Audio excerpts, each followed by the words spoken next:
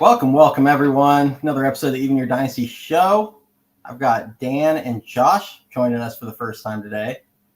What's up, fellas? What's up, Mickey? What's going on? How we doing, everyone? Thanks for having me today. Bringing out the ears, the Luke Jackson ears. The Luke Jackson ears. Oh God. Oh God. Oh God. Oh, here we go, Mr. DFA himself. You gotta love Luke Jackson, man. Oh God.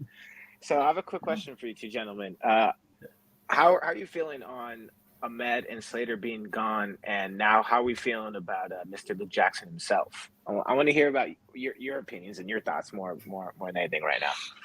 Well, I think Dan was probably the number one Slater, his number one fan over there, and I think I was Ahmed's number one fan. So between the two of us, me and Cody were jumping for joy. We were jumping for joy when the news broke. I meant to. I haven't been this when that news came out. I hadn't been that happy since 2014. So it was like Christmas morning for your boy. Oh, my exact words in the chat were what? Beers on me when Ahmed got cut. Yeah. Oh, we got beers on you. Oh, count me in, man. Count me in. It's travel time. Yeah, and Jackson. Yeah, we'll get to the Jackson stuff here in a bit. I think those were two good moves to make, necessary moves, and I do think that there's more that need to happen. We'll see how patient Farhan's going to be. We'll talk a little bit about his interview. I know he hopped on KNBR today to get some little softball questions lobbed at him, and I know Dan listened to it. I didn't. I did catch some of the sound bites and some of the quotes came in there, but he'll probably be able to fill this in on for sure. Some of what he said. Absolutely. Yeah. Oh. But thanks. It looks like we got a few people starting to filter in. Thanks for joining us. Those that are watching on YouTube, we have it going live right now. We also, the news today was I finally got a Spotify set up for those that want to just listen to the audio. I always tell people the best experience is going to be on YouTube because we can get the live chats going, and we like to put some stuff up on the screens and share some videos, share some images, whatever, any of the fun stuff when we're joking around. Some stats if we're trying to back some things up with what we're saying. But there is going to be Spotify. It is going to be Even Your Dynasty show. Just you can find it on there for those that like to listen on their way to work or whatever the case may be. For our Twitter, you can follow me at EYD Show. Josh has got his up on the screen there drop them a follow as well. Dan's going incognito, but if you want to see him, he's the Bleacher Report Giants community captain, so you can find him on there. I made a Twitter account or X account like 2 days ago. So yeah. I haven't advertised it yet. I'm still figuring it out, but once I got it up and running, I'll let you guys know. Heck yeah, man. Welcome to the X family, Twitter family. I still call it Twitter. I don't think it's ever going to change, but welcome, man. It's the best. It's just make sure you're ready for what people are ready to say, because they don't hold back on there. They got Twitter fingers for sure. I figured I got a lot of people to piss off with my takes, so might as well make it official. Oh, man, I love it. I like this, man.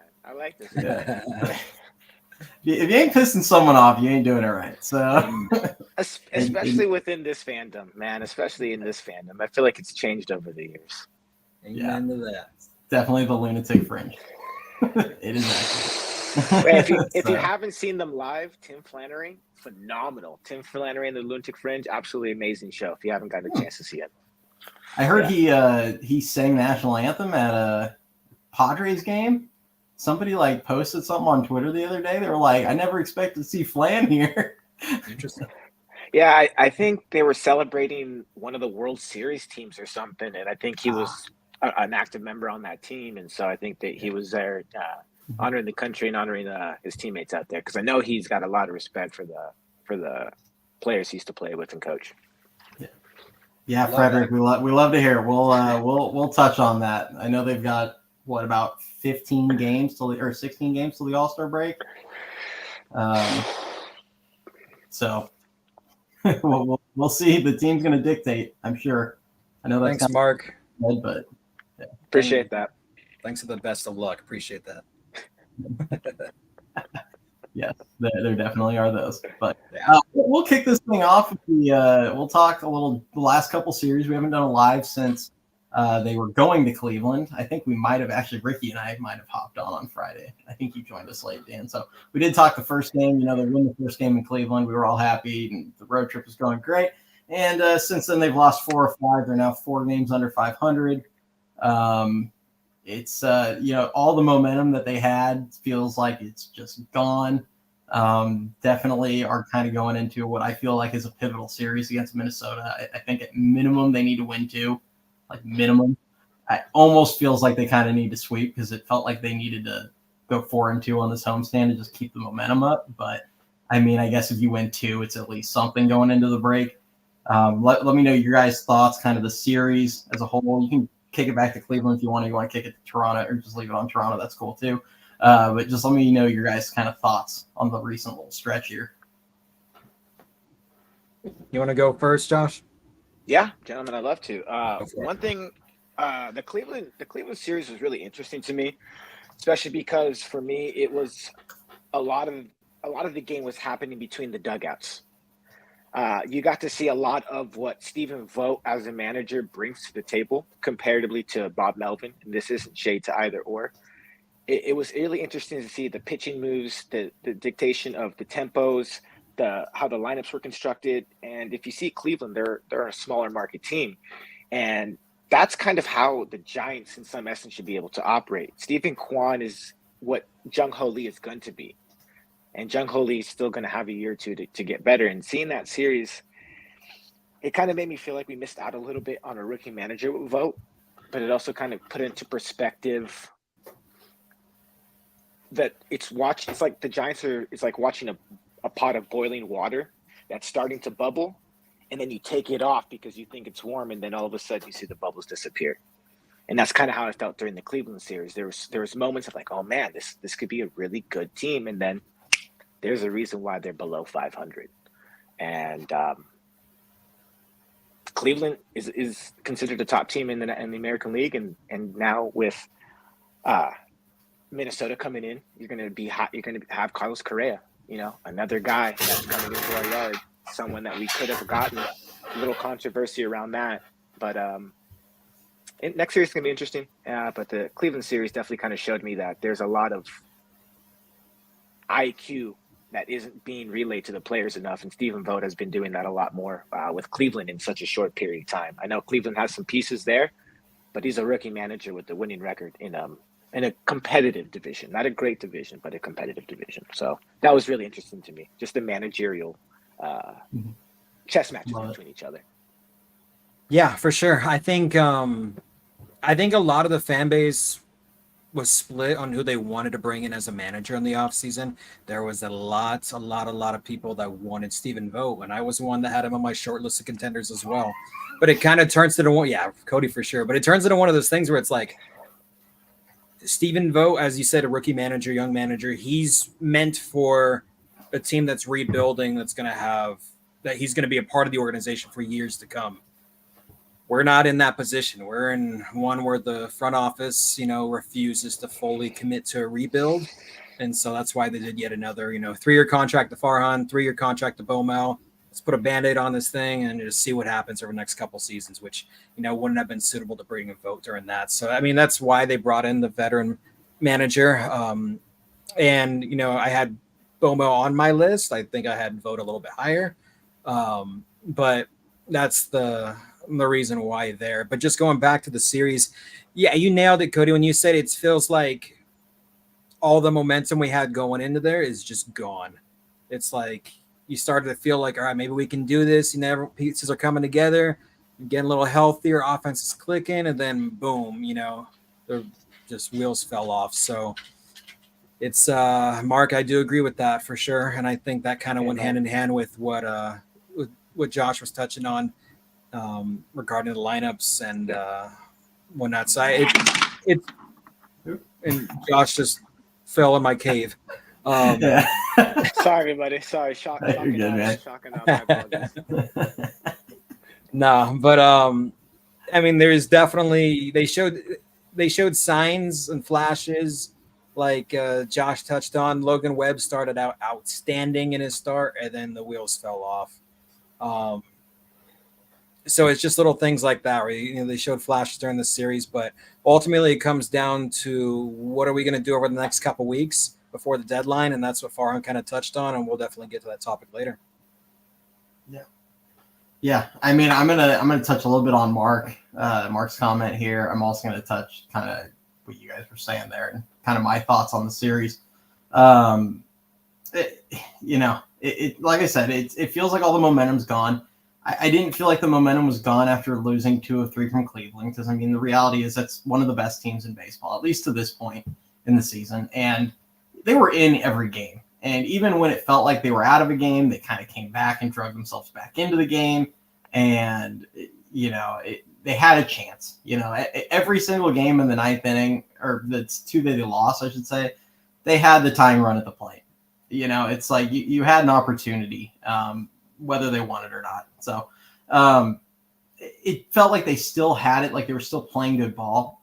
But you come home to Toronto, and I mean, they were a 14 hopper up the middle and a wild pitch away from getting swept by the Blue Jays, who are in last in the AL East and one of the worst teams in baseball. And, it's easy to look ahead and say, well, Minnesota's not like they're a good team. They're in a wild card position, but it's not like they're not like a juggernaut, and you're at home.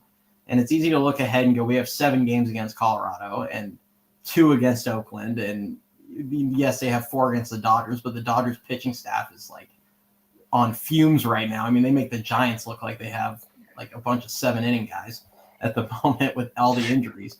And it's like, it's easy to look ahead and say, oh, we can just get into the break, go on a run.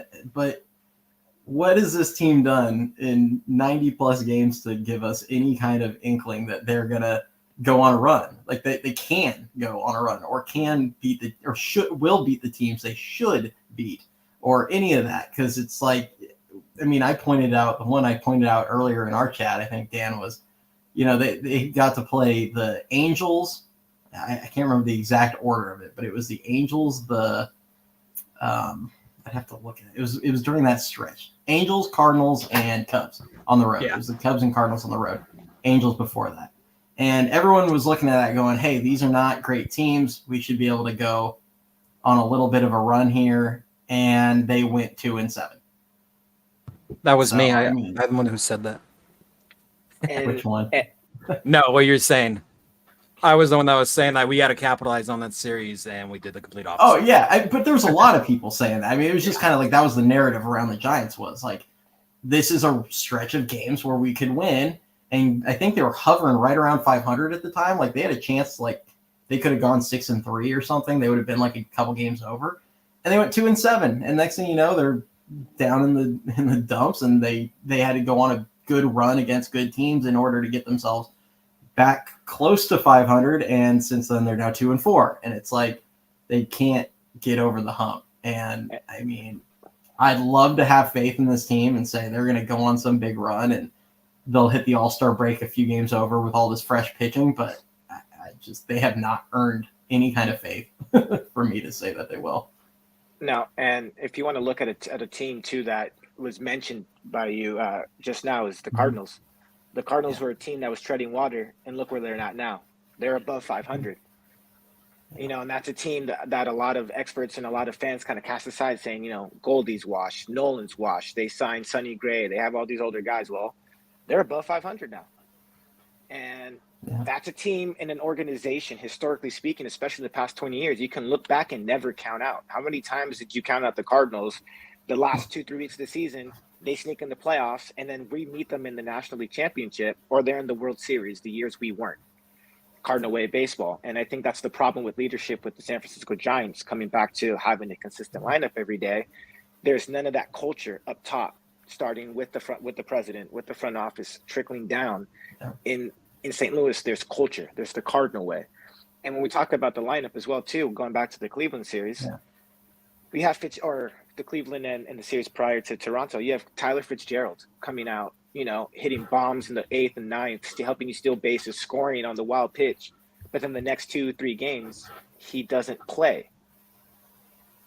And that's where it talks about the consistency in the lineup.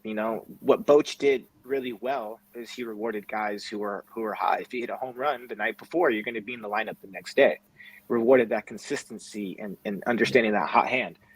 It doesn't seem like we get that consistency with that lineup, and that's the part of the problem with the Giants not being that good team that we should be on paper when healthy.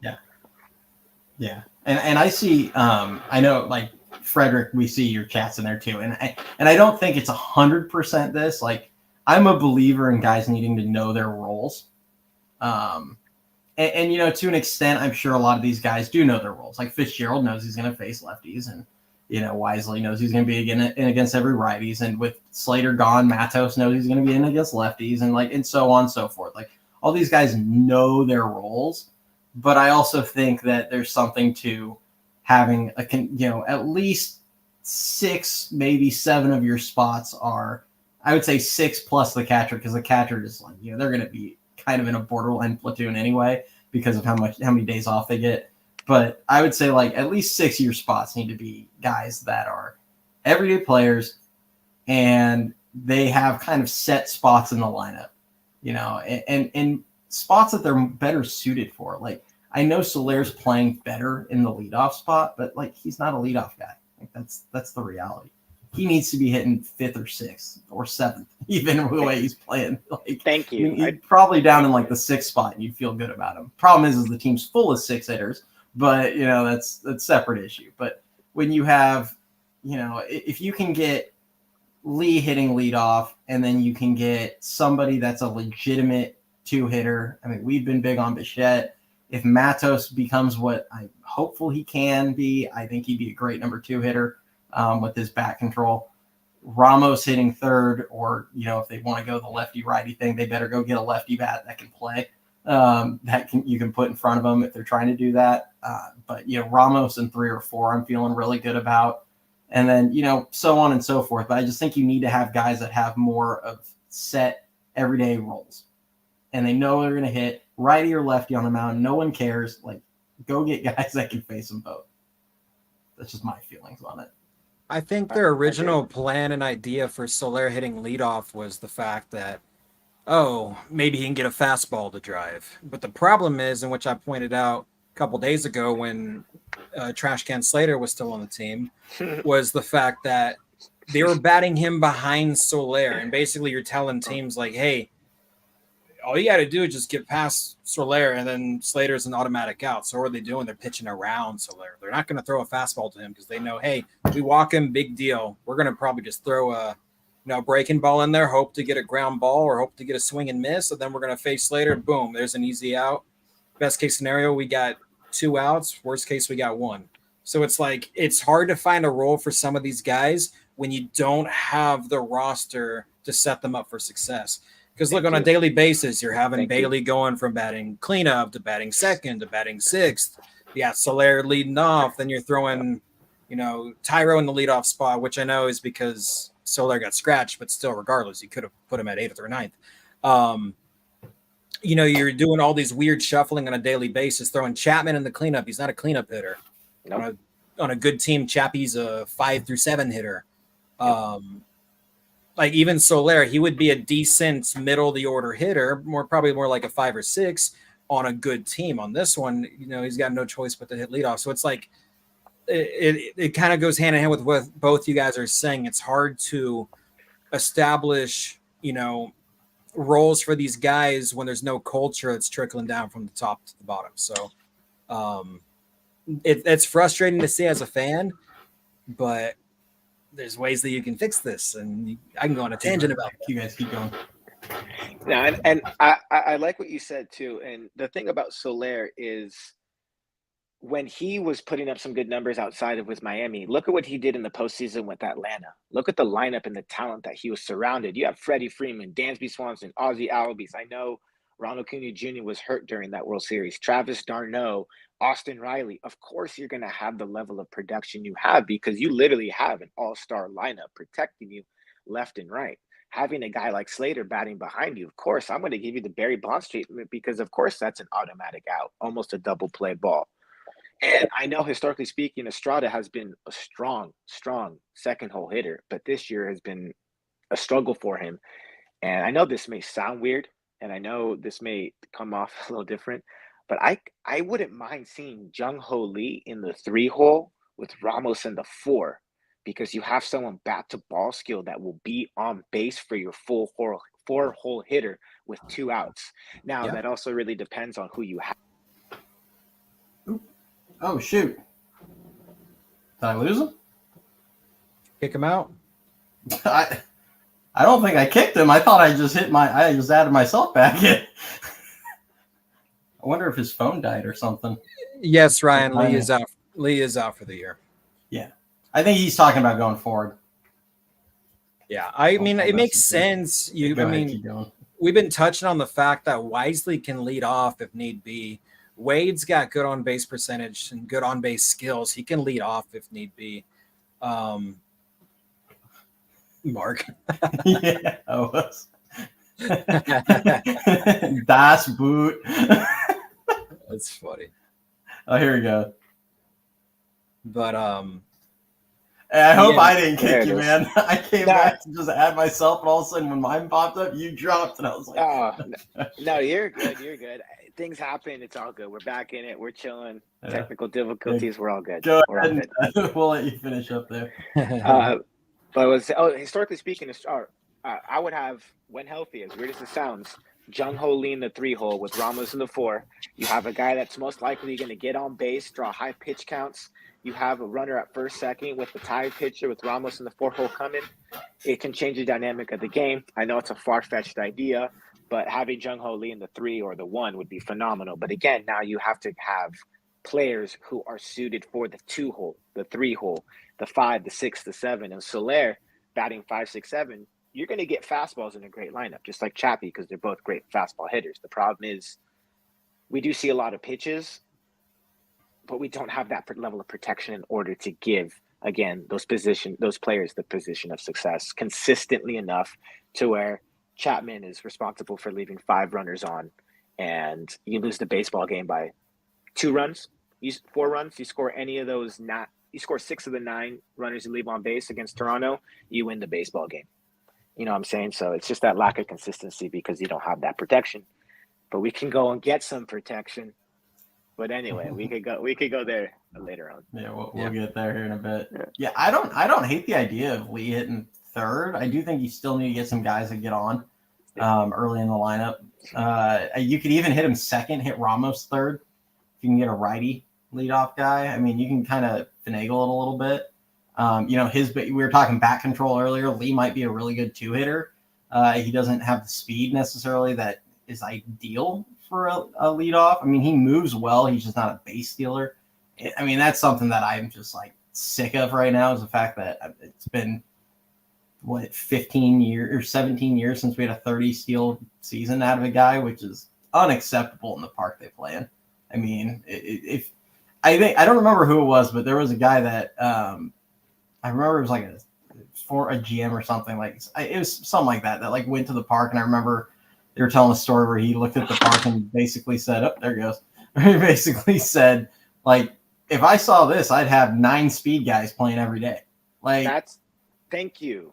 And that's kind of where I get so frustrated with a lot of Giants fans, and I understand we don't get superstars, but how did the Giants win their 3 World Series? If you look at our lineups, I believe 7 of our 9 guys had over 25 doubles, at least 1 triple. They're batting over 270 with 10, 12 stolen bases. Andres Torres, Marco Scudero, Joe Panic. I mean, even Brandon Bell had, I think, like 9 or 10 stolen bases in one of the years we won the World Series. And that's why I love Jung Ho Lee. He's that gap-to-gap hitter that allows you to use triples alley, that allows you to use that left center gap to hit off the brick wall. We don't necessarily need Bryce Harper's and Juan Soto's. We need high IQ, athletic guys who can run and just hit. That's all you need in this ballpark. It's just guys who can hit and know what they're doing. Because as you can see, base running isn't as easy as a lot of fans like to think it is, especially Mauricio Dubon and others. So when you have guys with high IQ on the base paths, and you know who? Bashet. Yeah, that guy doesn't hit many doubles, does he? No. I don't know. Bashet wouldn't do well in triples alley at all. No. I don't think he averages 180 hits a season or anything like that. You know, I don't know. Hey, Josh, let's get your thoughts on Bashet, because the people have heard Dan and I almost ad nauseum talk about Bashet and how much we would be absolutely willing to take the risk on him, and I understand where everyone comes from. I'm going to give my little tiny spiel before I kick it to you. I understand he's hitting like 225 or whatever it is right now, or 220. I understand that, you know, for those that like the analytics, he's a negative WAR player right now. He's struggling. I get it. I understand the obsession with some of the Giants' top prospects, especially guys that are very tantalizing as far as tools go. Guys like Marco Luciano, who I'm super high on, and don't get me wrong, I would love for them to just give the guy an opportunity. I also don't have any faith in this front office and figuring out where to play him and what to do with him. So I'm willing to move him if we need to. Carson Wisenhunt, elite changeup. It might be one of the, if he ever makes it to the major, well, I shouldn't say if, when he makes it to the majors, Ryan Bichette currently has a negative WAR for anyone that's looking. If Wisenhunt ever makes it to the majors, his changeup might be like one of the 5 best pitches in baseball. Problem is he's got 2 kind of mediocre pitches that go with it. He still needs to figure that out. But I get it. Like, I understand, you know, a lot of people want to hoard those guys and be like, no, we want to try and get these guys to be stars. But, you know, Bichette is a 26-year-old that, as you said, he's averaged 180 hits a season. Every season before this one, he's hit between 290 and 311. I'm willing to put my money that the 26-year-old who's on a terrible team, he's having a bad year. Players have bad years. It happens. Posey had bad years. Maybe not hitting 220, but Posey had bad years. Now, granted, he was dealing with hip stuff and whatever. But players have bad years. I have faith that he'll get it figured out. And as big of a risk it is for him to, you know, to think, is this guy again? Are we going to extend him? And is he going to just be a bad player going forward? Or is he going to go back? It's every bit as much of a risk to sit there and hang on to Luciano and Wisenhunt at this point and see if they turn into something. So I want to hear your thoughts. I don't know what the package would be. I do think you could get him possibly for Luciano, and I do think it would take either a Harrison or a Wisenhunt with Luciano, as much as people don't think it will. I do think you're going to have to beat other offers, and that's kind of what you're looking at. Let me chime in before you pass it to Josh really quick. Shoot, go for it. Even with Bichette's awful year this season where he's hitting under 220, he is still factoring in that, going with his career numbers, it still comes out to a career 290 batting average. Okay, so it's not like the guy is just a terrible player. He's had a rough, half season, but going back since he debuted, the dude has elite bat to ball skills. Okay, he is as elite as it gets. He's all-star caliber. Yep. In my opinion, I think we've touched on this, Cody. His Luciano's ceiling is what Bichette brings you. Maybe a little bit more pop, although Bichette did hit like 29 a couple seasons ago. But that's what you can hope to get out of Luciano, especially, comparing their defense. So it's like if you're able to, make a move to bring in that caliber shortstop that's just entering his prime, you do it. And Susan Slusser touched on it today, even though I take all of her, opinions with a grain of salt. She's predicted, hey, it might only take one top prospect in a package or bundle deal to get Bichette, which I find that a little bit far-fetched. Like you said, Cody, I think you're going to have to outbid other teams. Yeah. So it's going to take something I've been predicting for a while. It's going to take something along lines of like Luciano, Wisenhunt, and like a Meckler or a little throw-in or something. I just want to get rid of Meckler. I can't stand him, but some other third prospect like that throwing. But it's like I'm all for it, dude, especially like if you're trying to make this an attractive team for free agents in the offseason. Like you want to sell them on the fact that, look, you're going to be batting in the same lineup as Elliot Ramos and Bo Bichette.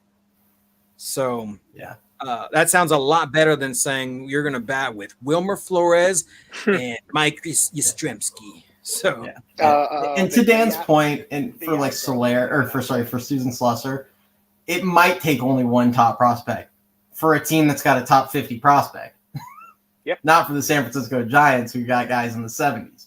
Yeah. So I'll kick it down to Josh. I was just gonna chime in with that, and while we're doing that, I'm pulling up.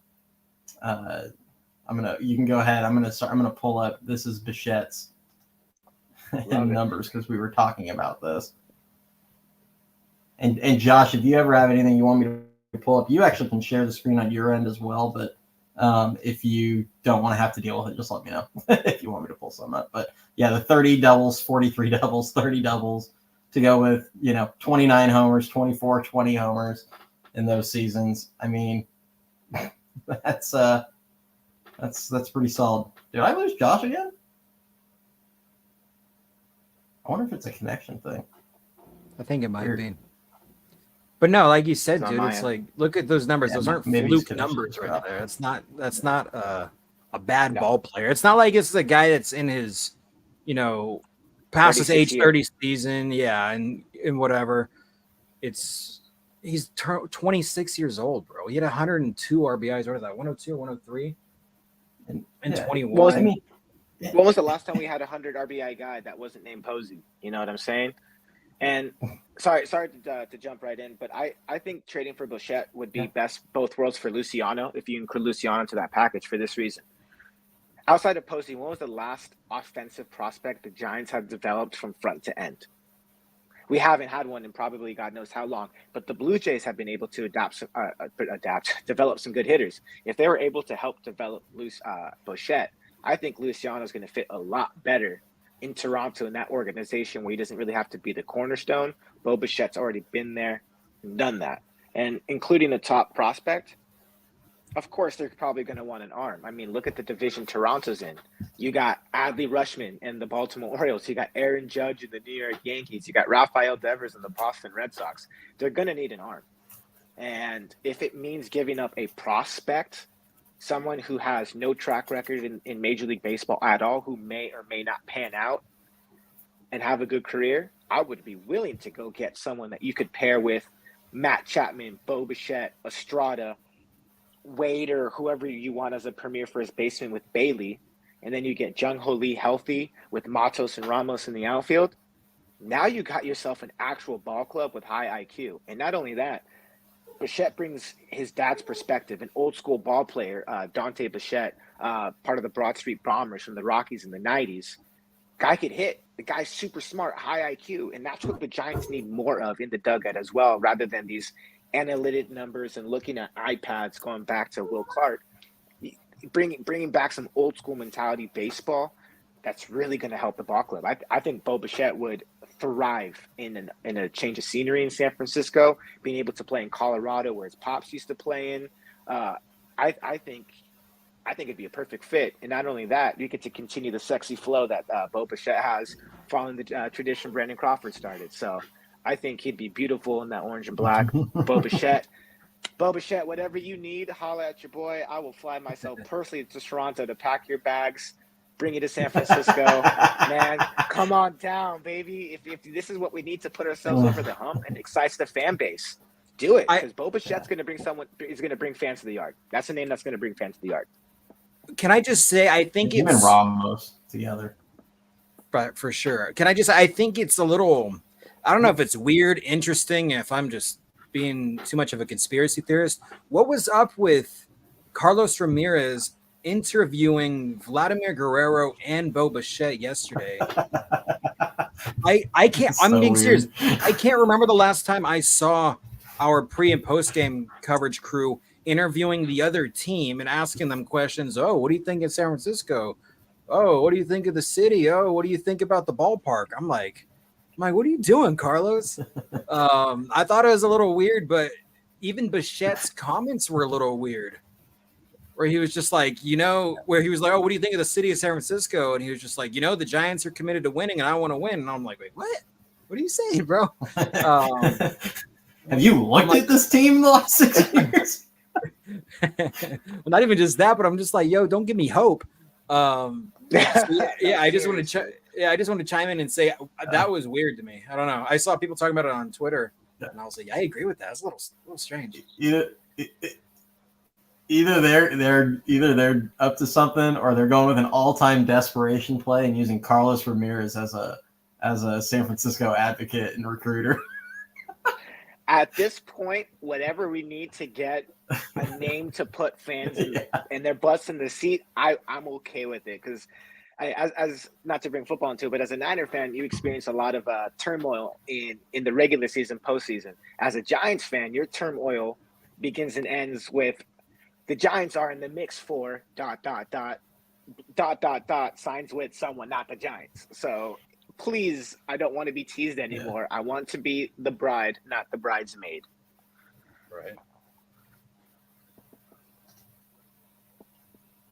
Right. Ryan brings up a good point here. We'll jump over for a minute. Let me read it. Yeah, I agree with you, Josh, and I agree with both of you there. I mean, I just think he'd be excellent. Yeah.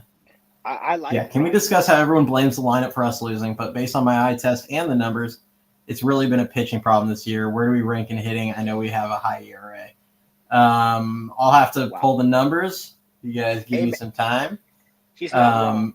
He's not wrong. I have the numbers. I mean, and I think it's a combination. I have the numbers right here. Dan coming prepared. Do it, Dan. Shoot the numbers off. Look at him. He had a talking point. He was like, I just am waiting for it. Thank you, Ryan. I got the numbers right here because I wanted to talk about this. Statistically, if you're going based off of us as a team, our offense is literally right in the middle. It's our average, our batting average is 14th. Hits are 12th. Runs are 14th. Home runs are 20th. On base percentage 12th. Slugging 16th. So it's like all those numbers are middle of the pack. And then you go the pitching side. That's where the biggest, crack in our armor has been, because ERA 25th, WHIP 26th, walk 19th, strikeout 17th, batting average against 28th, runs against 24th. So it's like it's a combination of a couple things. It goes, it goes one part, we haven't been healthy, and it's an excuse that everyone's throwing out, but it's true. I mean, for a good portion of the first half, we were having bullpen games pretty much every other day or every 2 days. And, we're relying on Luke Jackson a lot during that, which didn't pan out well. You had the Dalton Jeffries experiment. You had the Mason Black experiment. You had the Kaiwei Tang Spencer experiment Howard, or whatever his name is, Spencer Howard. You're throwing all these, you throw in these at a, I'm not going to say the word, but you're throwing these things at a wall and hoping it'll stick. So a lot of that goes hand in hand with it. In the front office, they're hoping and praying that Cobb and Ray are going to be a shot in the arm and, bulk up the pen. And Farhan came out and saying, we feel like we got strengths at every position. And it's like, no, we don't, man. You got to beef up the bullpen a little bit. You got to hope that Cobb and Ray can provide 4th to 5th starting pitcher numbers. But then you got Ray, who is Hicks, who's, showing that he belongs to, or he needs to go back in the relieving role. There's just a lot of weak links, and these numbers just kind of justify all of that. We're an average offensive club and a below average pitching club. And the only way you can turn those things around are making necessary improvements. I think it was a step in the right direction this week, but there's a lot more that you can do. I didn't know pitching was that bad. No, I definitely watched games where I'm like, why are they going with this sequence? Why is Harrison throwing this? Why is Logan Webb, beat someone 2 straight fastballs and then goes off speed and gives up a 2-run bomb? When it comes to those things, 100%. I didn't realize it was that bad. I didn't realize losing our pitching coach to Boston was that bad. Because if we're mediocre in hitting in this ballpark, that's fine. We've been there before. 2010, torture, 11, 12, 13, 14. But if we're pitching poorly in this ballpark and we're not hitting, you're getting the product you get. And I completely agree. Changes have to happen, but also being healthy, seeing snow, having 5 scoreless. I truly do not have any faith in a 37-year-old Cobb coming off hip surgery and then led to an elbow problem. I don't think he's going to be that guy at all. If he proves me wrong, please do. It means the Giants are winning. Ray, we might see flashes in September when it's too late. Ray is for next year. That's just my honest opinion. To expect any sort of Cy Young caliber pitching out of someone coming off Tommy John is too high of expectations. It's going to take the rest of the season for him to get back into form. So ultimately it comes down to whether or not Webb can figure it out, Snell figures it out, and Hicks ultimately, to me, from start to finish, I thought was a poor investment as a starting pitcher. I thought Bivens may not be as prolific, but threw better than Hicks and looked better than Hicks, and only in the few starts. And I think Hicks in the bullpen is honestly going to help us as a team. He could be an beautiful long relief. As a starter, not so much. Give me a 3-inning guy to eat up innings. Hicks, sign me up every day. I'll run through a brick wall for him if he does that for us every day. I could do that. No, I agree. And I think, kind of going off that topic, this upcoming weekend in particular really makes me reminisce the importance of having an elite bullpen, because that's what, our championships were built on, was our elite bullpen. Average, but, timely hitting, but great starting pitching and elite bullpen. Because, look, we're honoring the core four this weekend. Yep. Those four relievers, man, Afel, Casilla, Javi, and Romo. It's like those are four relievers where they came in, you were confident with them. You were confident, they're going to get out of this jam. Oh, they're going to shut down this inning. Who do we have in our bullpen right now? We got Luke Jackson, the Rogers twins, and Sean Jelly, and you're hoping that 2 or 3 of them are going to be playing up to par. It's like you don't have that elite bullpen where you can, rely on them in any situation.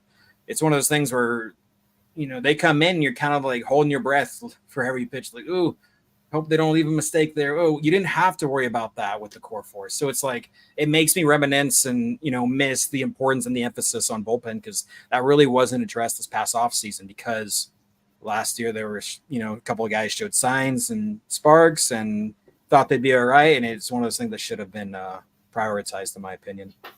Also, before, I don't mean to interrupt too, none of those guys threw particularly hard. Nope. And that's such a different dynamic from today's game in bullpens, where you're seeing guys coming out like Jose and Duvall throwing 104. We all remember Sergio Romo freezing Miguel Cabrera with an 88-mile-per-hour fastball. That just goes to show, too, the type of guts and the type of tenacity that Javi went out with, that Romo went out with, because part of it is who they are. If someone's not confident in who they are as an athlete, you're not going to go and dominate. Like, how many times has Sergio Romo gone in his life and been told he's a poo slinger, but he's a 2-time World Series champ, struck out the Triple Crown winner?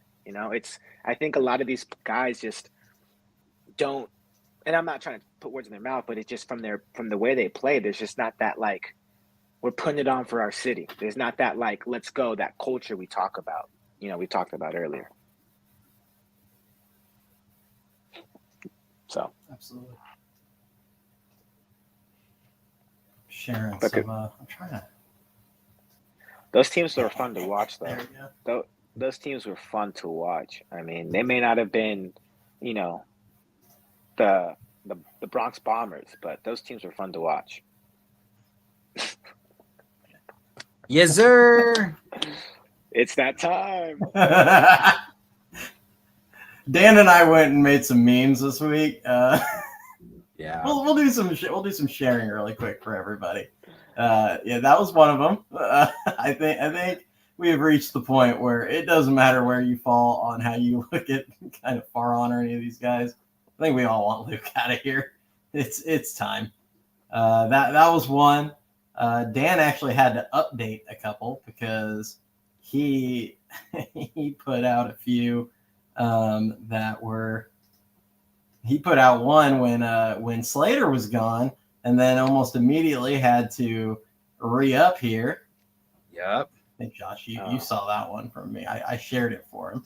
This was Dan's handiwork. Credit where it's due. Yeah. Hey, at least At least you give me credit. Bay Area Trev or whatever that dude's name is. He stole that, man. He stole it, and I saw that interaction. I saw the interaction. I was like, man, that's some shade, bro. He didn't respond to it. He didn't even credit me, who credited Dan. Yeah, bro, and dude got he got like, what was it, like 10,000 views and hundreds of reposts. I was like, I hate you, Trev. Yeah, Trev, if you hear that, man, we ain't your Yaz girlies. We're not part of your fan club, my guy. Just show the love where it's due. I give credit where it's due. Plagiarism isn't cool. This was all me. Yeah, remember, if the Social Network movie didn't teach you a thing, it's that plagiarism can get you sued in court. Come on, man. Let's go. Figure it out. Exactly. And then this last one here, we'll get one more. The last one, this was my handiwork after after we got the Ahmed news. Let's see. Dan's was better. I should have saved that for last, but this one was my handiwork after the Nick Ahmed news broke out, where yes, I saw that. I think I retweeted that from you. I'm not gonna lie. I definitely saw that. Yeah. That was good. That was good. Yeah, we had Josh. I don't know if you've seen any of the previous ones. Dan and I have compared Nick Ahmed to Darth Helmet from Spaceballs. Oh my! Oversized helmet. Oh, yeah. And also, he looks like he's trying to chop a tree down at that high fastball. To kill me, but yes, this one was mine. Afterward, I think this is our celebration that Farhan did. So he gave the fans what they wanted. He moved on from Slater and Ahmed. I will give him an ounce of credit, even though they really should have been gone forever ago. But I'll give him an ounce of credit for that. But as Kobe Bryant said, job's not finished. Nope. You got Luke Jackson still sitting there. You got Wilmer Flores, is he under 200 now, Dan? I think he's 203 after today. Oh, he's still over the Mendoza line. He's safe. But he's. I mean, if I don't want to keep going back to the well, but if I need to for the sense of humor, we can always pull up his Baseball Savant page, which is just comically bad. His exit velocity or bat speed or one of the two, it doesn't even qualify. It's so bad. Well, let's not pull up Yastrzemski's either. Oh. Yeah, I'm not saying it's pretty either. I'm not here to. Yeah, Flores is hitting about as well as Ahmed was. Is he hitting worse? I'd argue that Ahmed was hitting better. I'm not even joking. The at-bats, the overall plate appearances and just the quality of at-bats Ahmed has been all season long better than Flores. Yeah. Ahmed is a sample size thing. Is that because he qualifies for everything else? Yeah, I don't know. Maybe because he was hurt. Maybe they still didn't start measuring it until late, and he was hurt for that period. I don't know, man. But yeah, and then I would say Ahmed has played better than Flores this season. I don't even think it's debatable. No, absolutely. And he, at least Ahmed was solid defensively. Look, at least Ahmed can move. I'm not even trying to be dramatic or exaggerate. I watch a lot of baseball. I watch a lot of different teams. I keep an eye on a lot of players on different teams. Wilmer Flores this season has looked like one of the worst players in the league. And I'm not even exaggerating. No, that's fair. That's definitely a fair criticism. I mean, just the at-bats are horrible. You could tell, his body language is awful. And it's just one of those, dude, if you don't want to be here, man, we can find someone else. That's just kind of how I feel watching Flores hit right now. Yeah.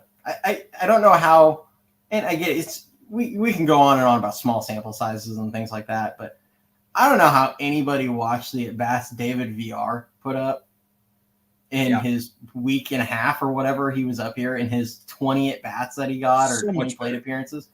I don't know how anybody could watch that and then say, nah, I'd rather watch Wilmer Flores when lefties are pitching. I just don't. Even defensively, bro. And you and I were laughing about that one ground ball today where he kicked it around about 6 or 7 times and barely got him out. I'm like, bro, what are you doing? It was hit 82 off the bat. So I think I sent out #athlete after that one. No, Villar Fitzgerald were a shot in the arm for the team. I mean, there were two big reasons why they were able to get some wins early in the series. So, dude, VR can play the Wilmer role perfectly. I mean, if you're gonna have someone bat 211, might as well let a younger guy bat 211 than a veteran who's just taking space. At least the younger guy can improve and has a ceiling. We already know what Wilmer Flores has to offer. Yeah. But the thing with VR that I hear is I've heard people say, well, he doesn't have potential. And it's like, because they saw what he did last year. And it's like, I get it. He couldn't hit a breaking ball last year. He chased at everything. He was probably so far in his head, he probably needed to just take half the season off seeing a shrink. But, like, to say he doesn't have potential is just simply not true. I mean, yeah, is he the most athletic guy? No.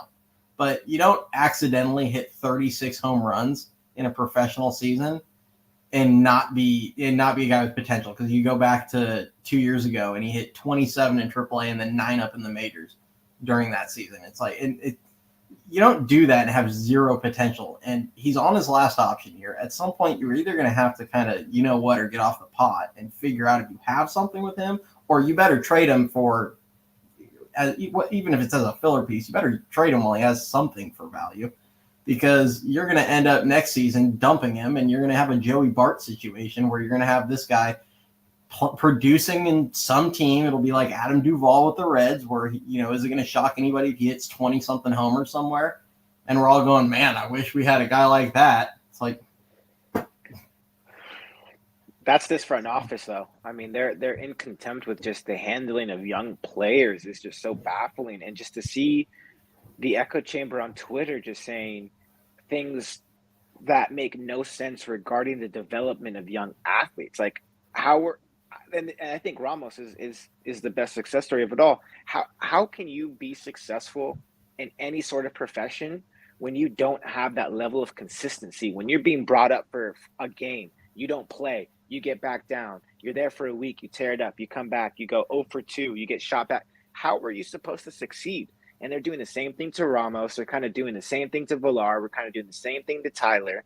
It's, how do you expect these guys to develop and actually be part of a consistent team and actually develop culture if you're not giving these players consistent opportunity?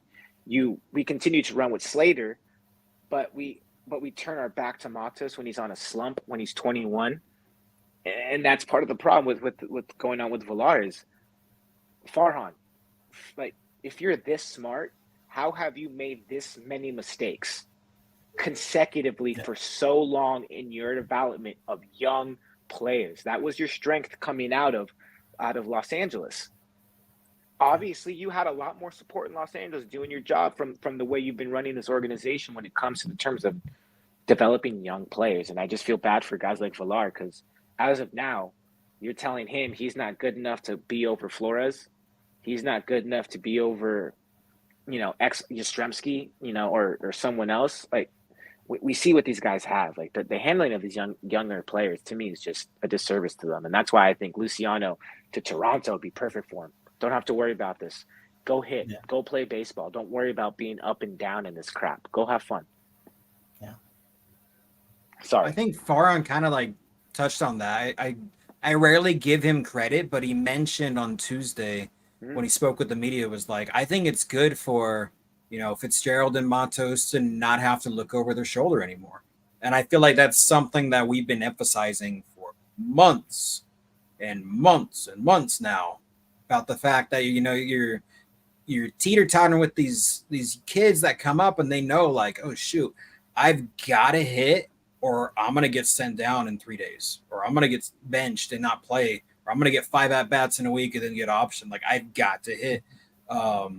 So I definitely think, that had to contribute, a bit with some of Matos' struggles, always trying to, yank the ball over the wall. And I think now that he's kind of solidified his role on the team, which I personally think he should still be above Yastrzemski. I think his potential is a lot higher. I think Yastrzemski's best suited for a fourth outfielder position. But you're going to see him in that Slater role, at least for the time being. So I think you're going to start to see those positive results come out of this now, due to the fact that he doesn't have to look over his shoulder anymore. All right. Yeah. Frederick, I'm going to touch on this one here because I have my opinions on Matos. I've watched a lot of I've watched a lot of Matos last season, prior this season. And I'm not talking about in San Francisco. Like I consume AAA baseball just as much as I do Major League ball. So that's why I have pretty strong feelings on guys like Casey Schmidt. Looks a lot better than he did last season. I like what I'm seeing out of guys like Grant McRae, what I've seen out of Matos. And one of the things that anybody that's listened to me has heard many times is, for the love of God, Matos needs to stop trying to hit balls over the fence in left field. Yep. Like he needs to stop yanking fly balls to left field. It's honestly what it is. And here's a data point. Like, this is a thing. Like, Frederick, like I hate to break it to you. I know you're defending Farhan here. I know, like, yes, I get it. We're not in the meetings. Maybe they're not telling him this, but what is a big emphasis for guys when you're trying to talk about power? It's always been pull side. Yep. Well, I mean, Ramos is debunking that because he's got incredible power to center in the opposite way. But they always talk about hitting, like, you need to be able to pull, hit balls over your pull side if you're going to maximize your power. So Matos is up there right now looking like he's trying to yank everything over the fence, when I can tell you right now, the way he hit 350 last season in AAA, line drives all over the field, line to line. That's his game. Yep. But he comes in 15 pounds with 15 pounds more muscle. They've been talking about trying to make him, stronger and hit for more power and all this stuff. It's like, no, man, the more power should be that ball that you hit last season that, got into the gap, but then it just didn't have that extra gear. Like, you see Ramos hit one in the gap. That thing looks like a bat out of hell, just running to the line. Same thing with Chapman. That thing hits the ground, and it almost looks like it picks up speed when it hits the ground. And then you get the guys trying to cut it off, and they kind of got the, oh, crap, and it gets to the wall, and they end up on second base. That extra muscle should be to try and split the gaps more. Try and get it behind the outfielders. Matos, I've always envisioned, at his best, I think of peak Freddie Sanchez. And I'm talking about the Pittsburgh Pirates Freddie Sanchez. Maybe he's not going to win a batting title, but Freddie Sanchez had seasons where he hit, I think over 2 years, he had almost 90 doubles in a 2-year span. So, yeah, but Frederick, okay, so trying to pull fly balls is a good strategy, but if you chase as much as Matos, you get terrible contact quality. Yeah, you're not wrong in the sense that he does need to get within the zone more. Yep. Like, I think anybody watching him could tell anybody that. Like, that's part of the problem. But trying to pull fly balls when you're not even really an above average power guy is not a good idea, because that's why you're going to see him hit so many balls that go to medium deep left field. And they're just kind of, those aren't going to be doubles. They're not going to be extra base hits. They're not going to be anything but an out. Like, you should be trying to hit line drives and let the power come naturally. I'm not saying that don't try and hit one out when you get a 3-1 or 2-0 or 3-0 or whatever. And, if Yamamoto wants to just throw this lazy hanging curveball up there, then yeah, go piss on that thing and put it 10 rows up. I don't care. But, like, if they're just, if you're just trying to do your normal at bats, like, go up there and try and hit line drives, hit it where it's pitched. That should be his game. Agree. Ramos is the guy. Eldridge, those guys. Like, when Eldridge hopefully comes up, if he's what we hope he is, those are the guys that, yeah, I want up there, and you should be going out there trying to hit 30 or 40. Those are the guys that should be doing damage. Matos, move runners over, set the table, do all the little things, because he could be, with his bat control, he can be elite at that. You know who Matos could actually kind of reminds me of? Angel Pagan. Yeah, well, 282, 25, 30 doubles, 15 to 20 home runs. I don't see him in center field. I see him more in a corner. But if you have Matos hit 280, 290, 15, 20 bombs with those 35, 40 doubles, hey, man, you're going to find – and you do that for 10 years here in San Francisco, you're going to find yourself a nice shiny plaque in Cooperstown. And I think that's the type of talent that Matos can truly have. That's his – I think that could be his average year, the 280, 10, 12 home run guy with 25, 30 doubles. Matos can't be that guy. And to echo your point, last year when I was watching him at the major league level, frozen ropes. I mean, there were singles that he hit that were 112 off the bat where I'm like, how is that still in the yard? So I agree. Gap to gap, hit a double, run, be an athlete. Yeah. I mean, and to this point here, it's not that he's got zero pop. Like, I still think he'll hit 15-ish, kind of like you said, 12, 15. Maybe he pushes 20 in a year. You know, he might be kind of in that, you know, it might be in that kind of range. He's not going to be Ramos. Like, Ramos right now is, you know, he's had, 22 on the season. I mean, I was talking about earlier today, I was talking about his 125 game pace. And I use that number because if he played every game the rest of the season, he'd find himself at 125 games in the majors, assuming they give him 0 days off, which I don't think they can afford to give him a day off right now. No. Cat is just like constantly up here. But his 125 game pace right now is 30 home runs and 98 RBIs. He might be the guy that breaks the 30 home run streak or drought at this pace. And he didn't start until May 8th. And I know all of us in here today probably have said the same thing since spring training. Ramos should have been the opening day starter. That has been my opinion. You should have let him go with it. And I love it. That's all I got to say. I just love it. I've seen Ramos succeed through everything he's been through with two regimes. This is someone, as a Giants fan, you just want to just love. And if he's going to give us anywhere close to those numbers, Ramos, man, we love you, man. You're never going to pay for another meal in San Francisco again, dog. Just keep being the kid you are. Yeah. I think with Ramos, it's not even just the production that's such a lightning rod for the fan base. Like, it's not even just that. And it's not even just the production that I think is going to be so good for them going forward. I just think of the impact that Ramos can have on all the young players that come after him. Like, I think of how every young player that comes after him, I don't want to hear like, oh, Wilmer Flores is going to mentor these guys, or Conforto or Yaz or whatever. Like, yeah, sure, maybe those guys can talk about being a pro.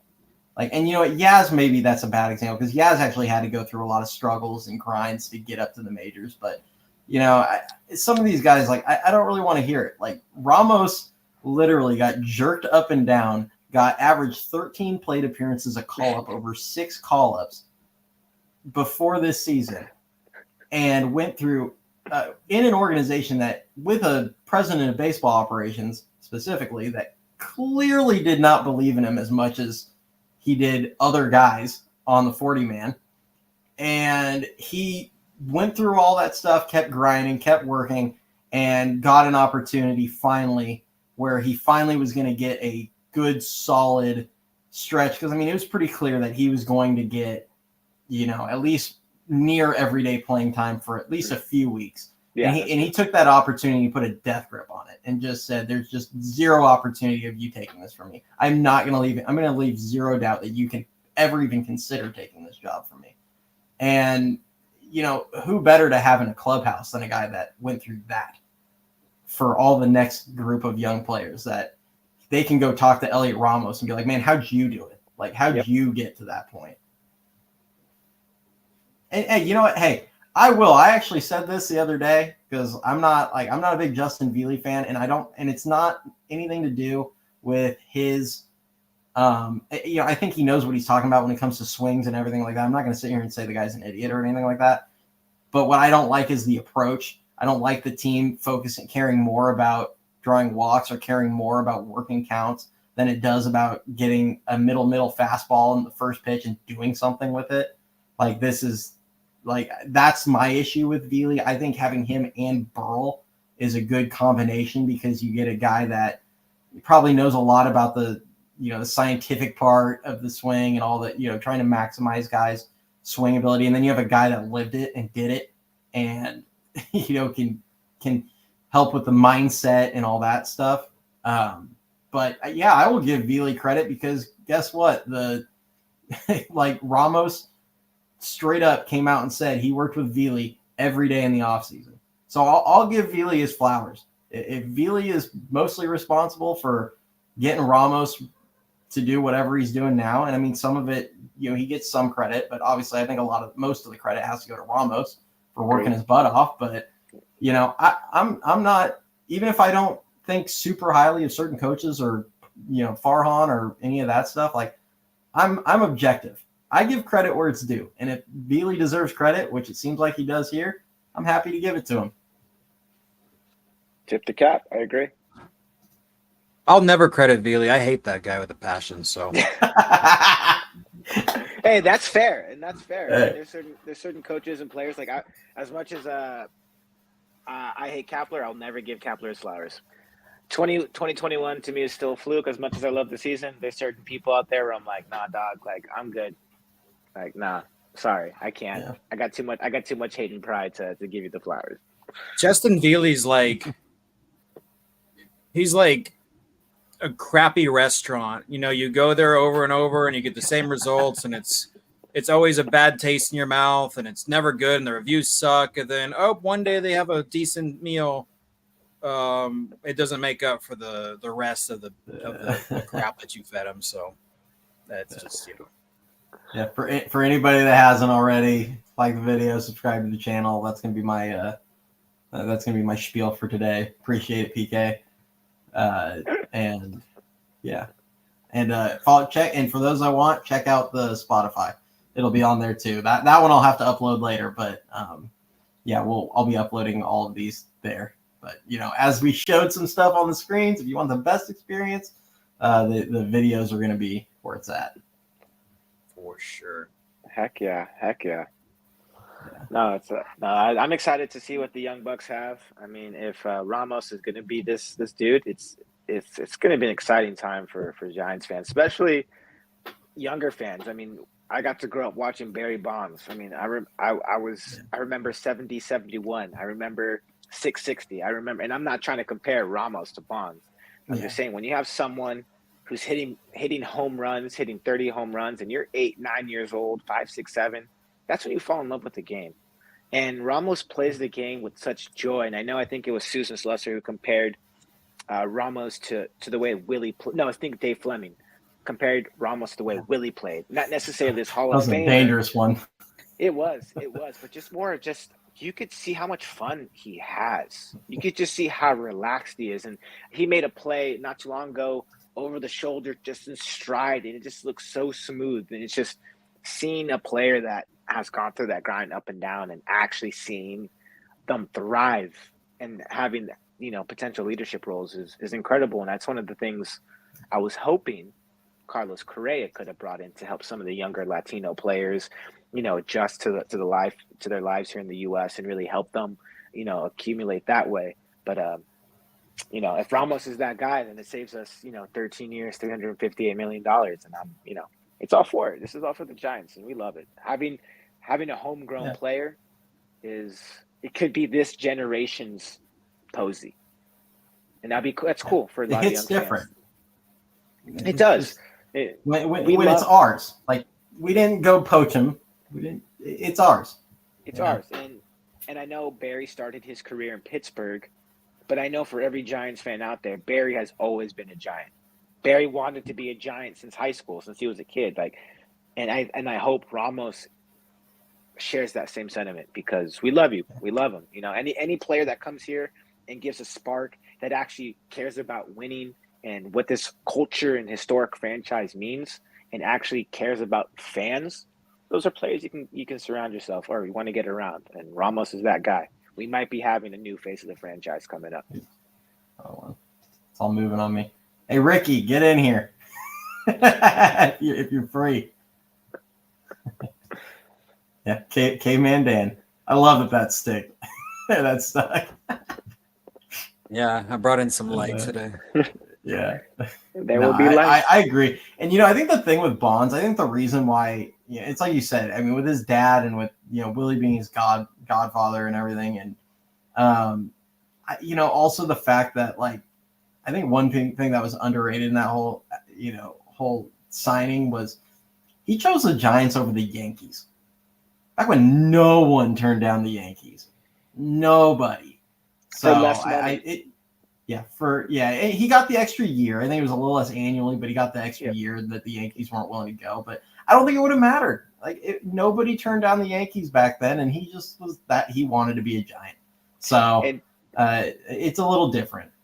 And funny story, I'm not sure. I know the story's been coming out a little bit more, but he was actually going to wear 24 when he first signed with the Giants. He got permission from rest in peace Willie to wear 24, but he got so much backlash from the fans. He asked his dad if he could wear 25, and so that's why 25 is a family number. Yeah. So, little funny story. And that's why he wore 24 in Pittsburgh, was for his godfather. Yeah, and Ricky might take over for Dan here in a bit.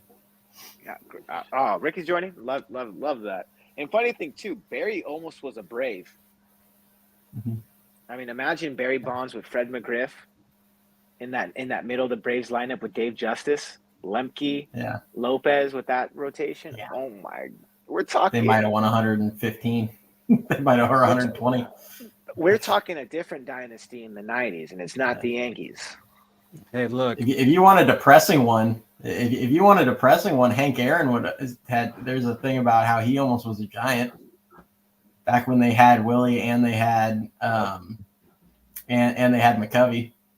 And you know what the difference was? $50. $50 a month or whatever it was, I think it was. But hey, now we have Wilmer Flores. Oh, God, I love it.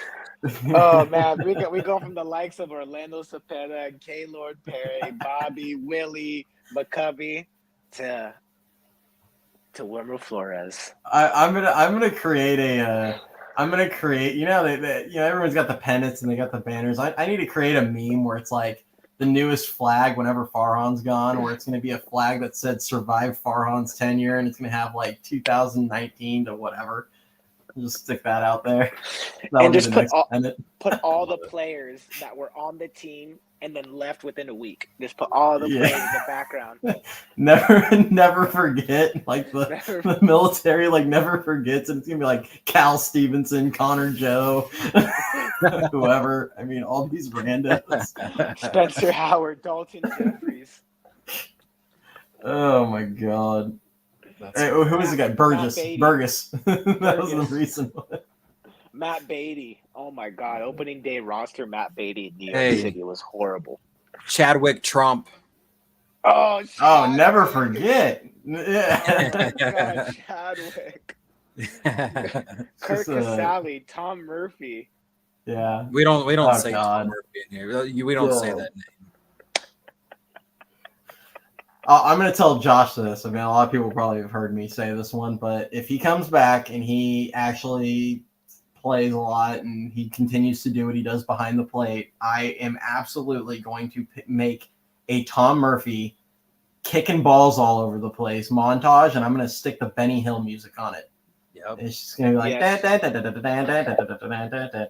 that's happening. I can't with that guy. But yeah, anyway. So Grant here says, I believe McRae or Bishop can do Yaz's job right now. You know what? I'm going to say this.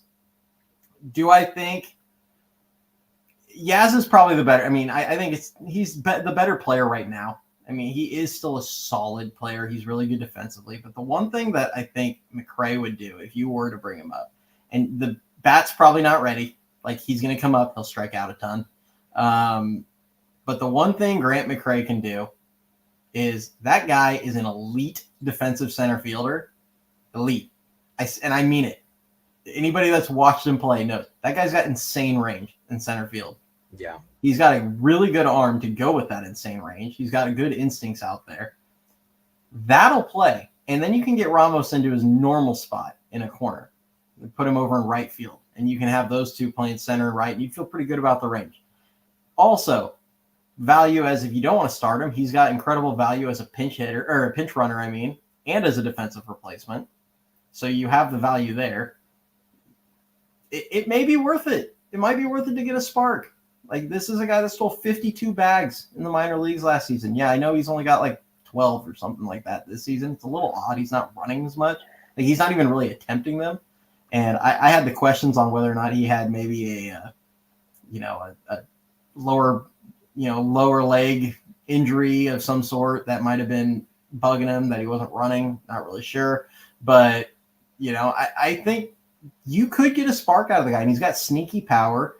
He's one of the guys, Ricky and I have talked about him a few times, where he's a guy that if I could pick any player in the Giants system to like hit their potential, like a lot of people would look at guys like Eldridge and they look at guys. And I mean, really, I mean, I should say this aside from Eldridge, if I could pick one guy, it might be Grant McCray. Like he is physically gifted and it's just swing and miss. Is he going to make contact enough? But he does draw walks. He does get on base. He can fly. He can produce value. Yeah. Here's the thing, though. Wow. Here's the thing, though, with that. I think there's a good possibility we might see a McCray or a Bishop call up in the near future if what the second part of Farhan's statement earlier today comes into fruition, which he basically said, don't say take it quote unquote, but basically he said something along the lines of, hey, they asked him, are you going to be a buyer or a seller at the deadline? They basically said that depends on how the team performs over the next 2 to 3 weeks. If they show a spark and we're in contention, I could see us making a move and buying. If we continue this downwards trajectory, then we're going to have no choice but to sell and then play some of the younger guys. So that's the kind of situation in which I could see a McCray or a Bishop appearance. Where it currently stands right now, I don't see that happening. And I goes kind of hand in hand with this, with Ryan says, if we keep falling off, any chance we trade some of those expiring players for some value, still think Conforto will get us a mid-level prospect, along with Chapman, maybe Solaris now. Okay, so a couple things with that. I don't think we could trade Soler due to his contract. It'd be pretty difficult, and you'd have to eat a good chunk of that. So I don't think you're trading him. Conforto's not even worth trying. Honestly. It's not. Conforto's a maybe. Conforto's a maybe. I don't think they would trade Chapman. I've been hearing some Yankees buzz with Chappie. I don't think they would do it though. I don't think so either. And Snell, I think they like Chapman as a fallback, exactly, or as a kind of a safety net insurance policy type thing. Exactly. And with Snell, I don't think they would trade him either. No. I mean, can they? Maybe his contract makes it a little weird, but I don't think they would either. There's not much value for Snell right now. Yeah, I'll kick this over to Josh and kind of his what would you want to see and kind of regard. I mean, I have kind of my feelings on the direction I think they should go for this trade deadline, and honestly, like to me, it doesn't even really matter what they do in the next couple weeks. Like maybe it's a little, maybe it should, but to me, like I actually have what I would want to see them do, regardless of what happens in the near term. Like I'm curious where you fall. I'm tired of the game that Farhan plays of we got to see. There is no we got to see, right? The Dodgers are on the IL. The Padres are a losing culture that somehow seems to have the media think that they're a contending team when I think they're still hovering around 500. Correct me if I'm wrong. This is your best shot to go and do something and make some noise. This is your best shot to say, you know what, Los Angeles, you know what, San Diego, we're coming for you. And this is us hurt. This is us playing mediocre baseball. You want us to come out and actually play some baseball? Let's go get Bo Bichette. Let's go get Vlad Guerrero Jr. Let's go trade some prospects. Now, when you have guys like Snell, has a lot more comfortability pitching when you have Chapman, Bo Bichette, and Estrada and Vladimir Guerrero Jr. playing behind you, knowing that you're there in your lineup now. Now it's a little less pressure on your bullpen because you have guys who can hit earlier in the baseball game rather than deciding to, wake up the bats in the 8th and 9th inning when you're already down 6 runs. At this point, we can't play this, we're going to sell, we're not going to sell, because then we're playing this, you don't want to rebuild. You either go for it or you don't. And I say go for it. The Dodgers are on their heels. The Padres are And the only true powerhouse team in the National League that I truly see, as of now, is none. The Phillies. Yeah. The Phillies played a majority of their games were against teams below 500. Let me see you pull that record when you're actually beating teams consistency at full. I'm not saying full strength because it is what it is. But if you're beating teams like the Dodgers and the Braves consistently week in and week out, then we can talk. But right now, I don't see a team that's like, man, this team can run away and win the National League. The Giants sneak in. Giants get healthy and maybe do something with their top 3 guys in Snell, Webb, and Harrison, or whoever you want to throw in there. You have a shot. I mean, you really, really do. Go for it. Stop playing this numbers game. Just say F it, jump into it, go get Vlad, go get Bashet, cornerstone, culture, tells us you want to win, sends a message to your guys too. I mean, you're the president and you're saying, it really depends on how you guys do, instead of what can I do to help you guys win. That's the mentality I get from Farhan is, no, bro, what you got to do more. It's not we have enough. No, you never have enough in professional sports. Because if we did, the Niners would be 7-time, 8-time Super Bowl champion, and the Giants would win it every year. So, you know what I'm saying? Like, you can never have enough talent. Go get it. Yeah. So that's just me. Yeah. Shoot it. Yeah. So here's my spiel on where I kind of the direction I'd want to see them go. This is me personally, and it's not that I'm not in the camp of just burn it down. I'm not in the we're never going to compete. I know there are people that are kind of at the point of sell the whole damn thing, just blow it up. But I do want to see kind of a combination of buying/selling. As much as I want to see a run this year, I don't personally see it with this current team. If they could get Vladdy and Bo, that would be huge. I don't think that Toronto's going to move both. I think Toronto can re-sign one.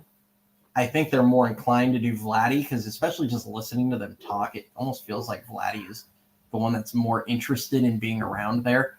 So I do think they're going to end up moving Bo, and I think they're going to end up re-signing Vladdy. Obviously, guys like Bellinger were an option before probably he injured his finger.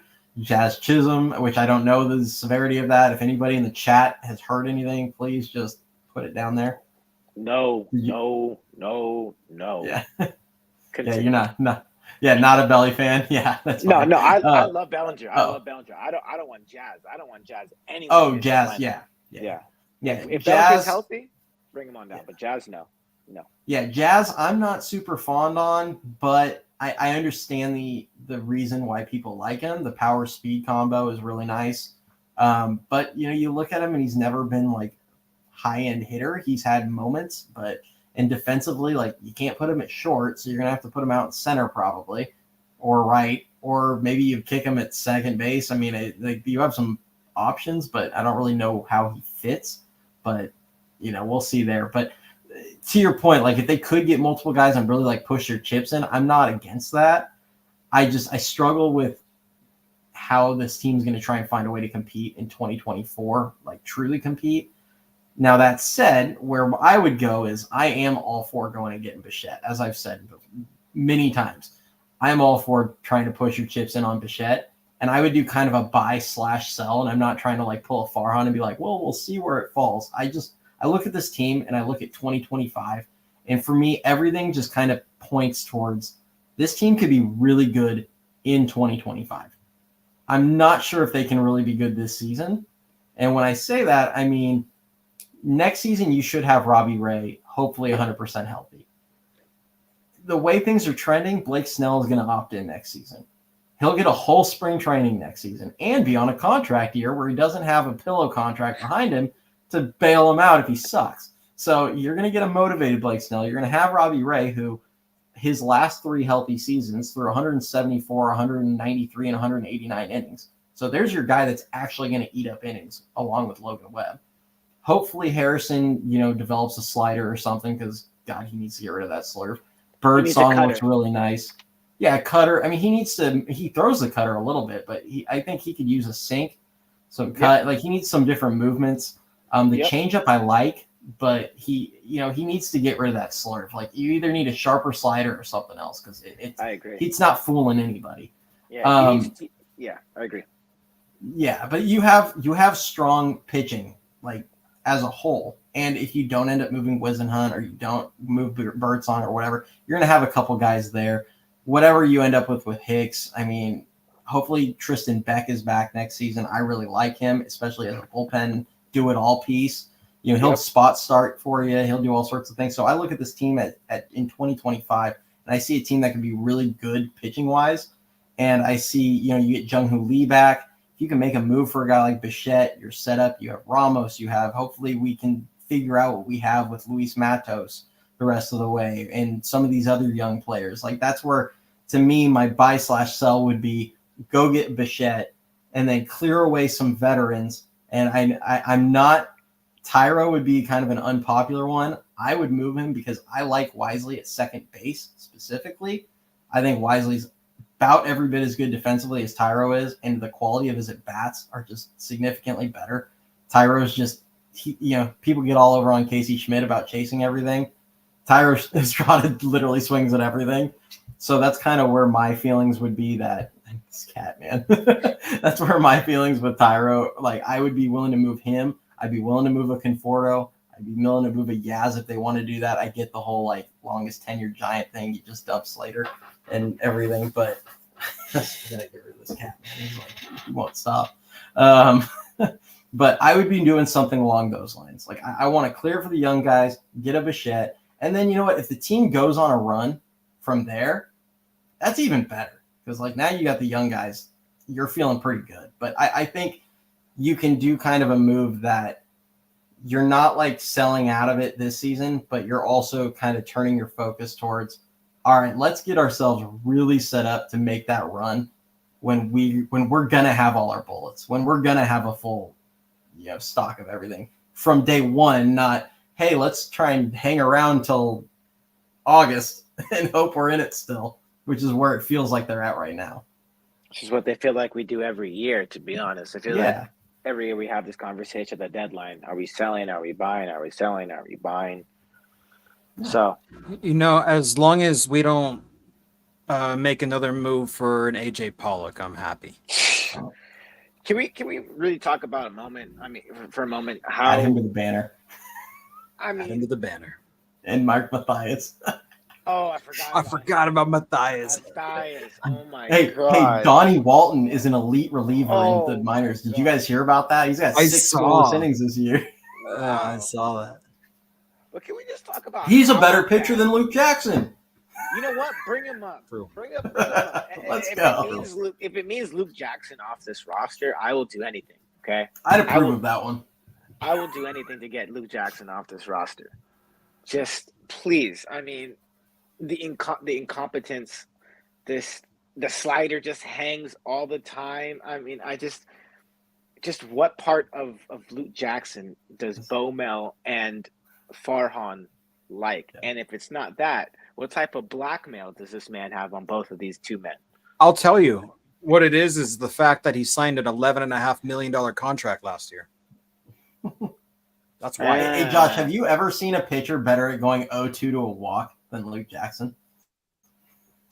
Although Jordan Hicks is up there too sometimes. No, don't get me started about Hicks. You know what? I do know one pitcher. Me when I played pro ball. I'm just kidding. Hicks, yeah, man, just 0-2 to just walk or a line drive up the middle, and then the next thing I don't understand how a guy can get 0-2 and then lose that many batters that quickly. Non-competitive pitches. Lots of them. And then that goes back to the pitch calling and the pitch mix and some of the things where it's, what are you throwing? Why are you throwing it? And some of it, I'm not even sure if it's necessarily like, I mean, I don't know how much blame I can put on the whatever it gets called when he's missing the zone by feet.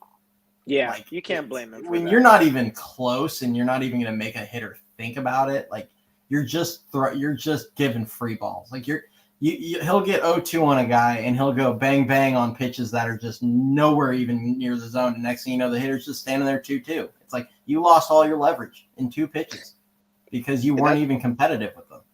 And that's how I feel about Hicks. And I think that's one of the reasons why Hicks burnt out so quickly. You're throwing 85 pitches through 4 innings. And it's rather insane to have Giants fans talk about he's having a great outing. He's having a great year.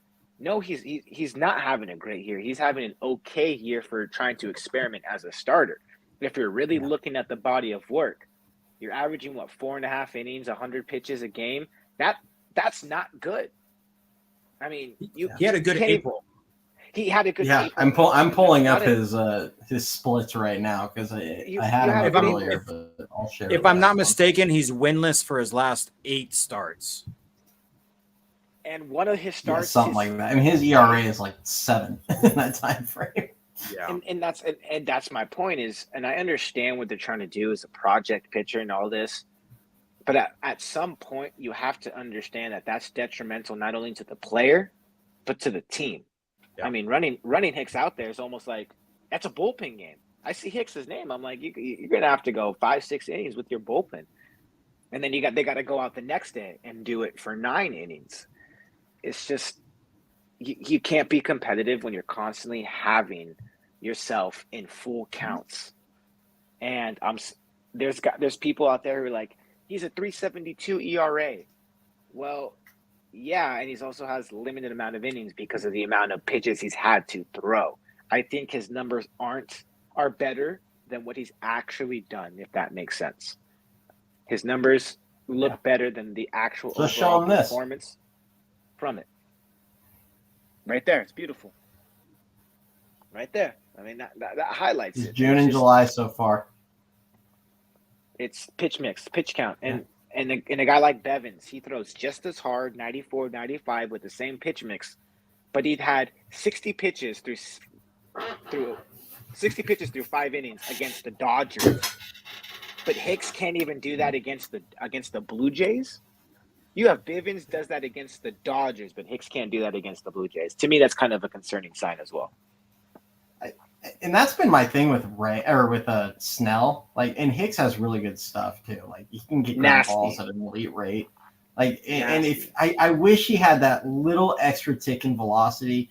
He's been down in like the lower to mid 90s. It seems like for the last 2 months. Yeah. If he was at least, earlier in the year, it felt like he was at 96 to 98. When he was at that, he was pretty effective. But, he's burning his arm out. Like, he's just not built up. And maybe next season he's going to be better equipped to go a little deeper into the season. And that's why I'm not, like, at the point of, like, just trash it. I do want to see how he looks next season just because we always kind of knew he was probably going to stretch out to 120, 130 innings or so this season.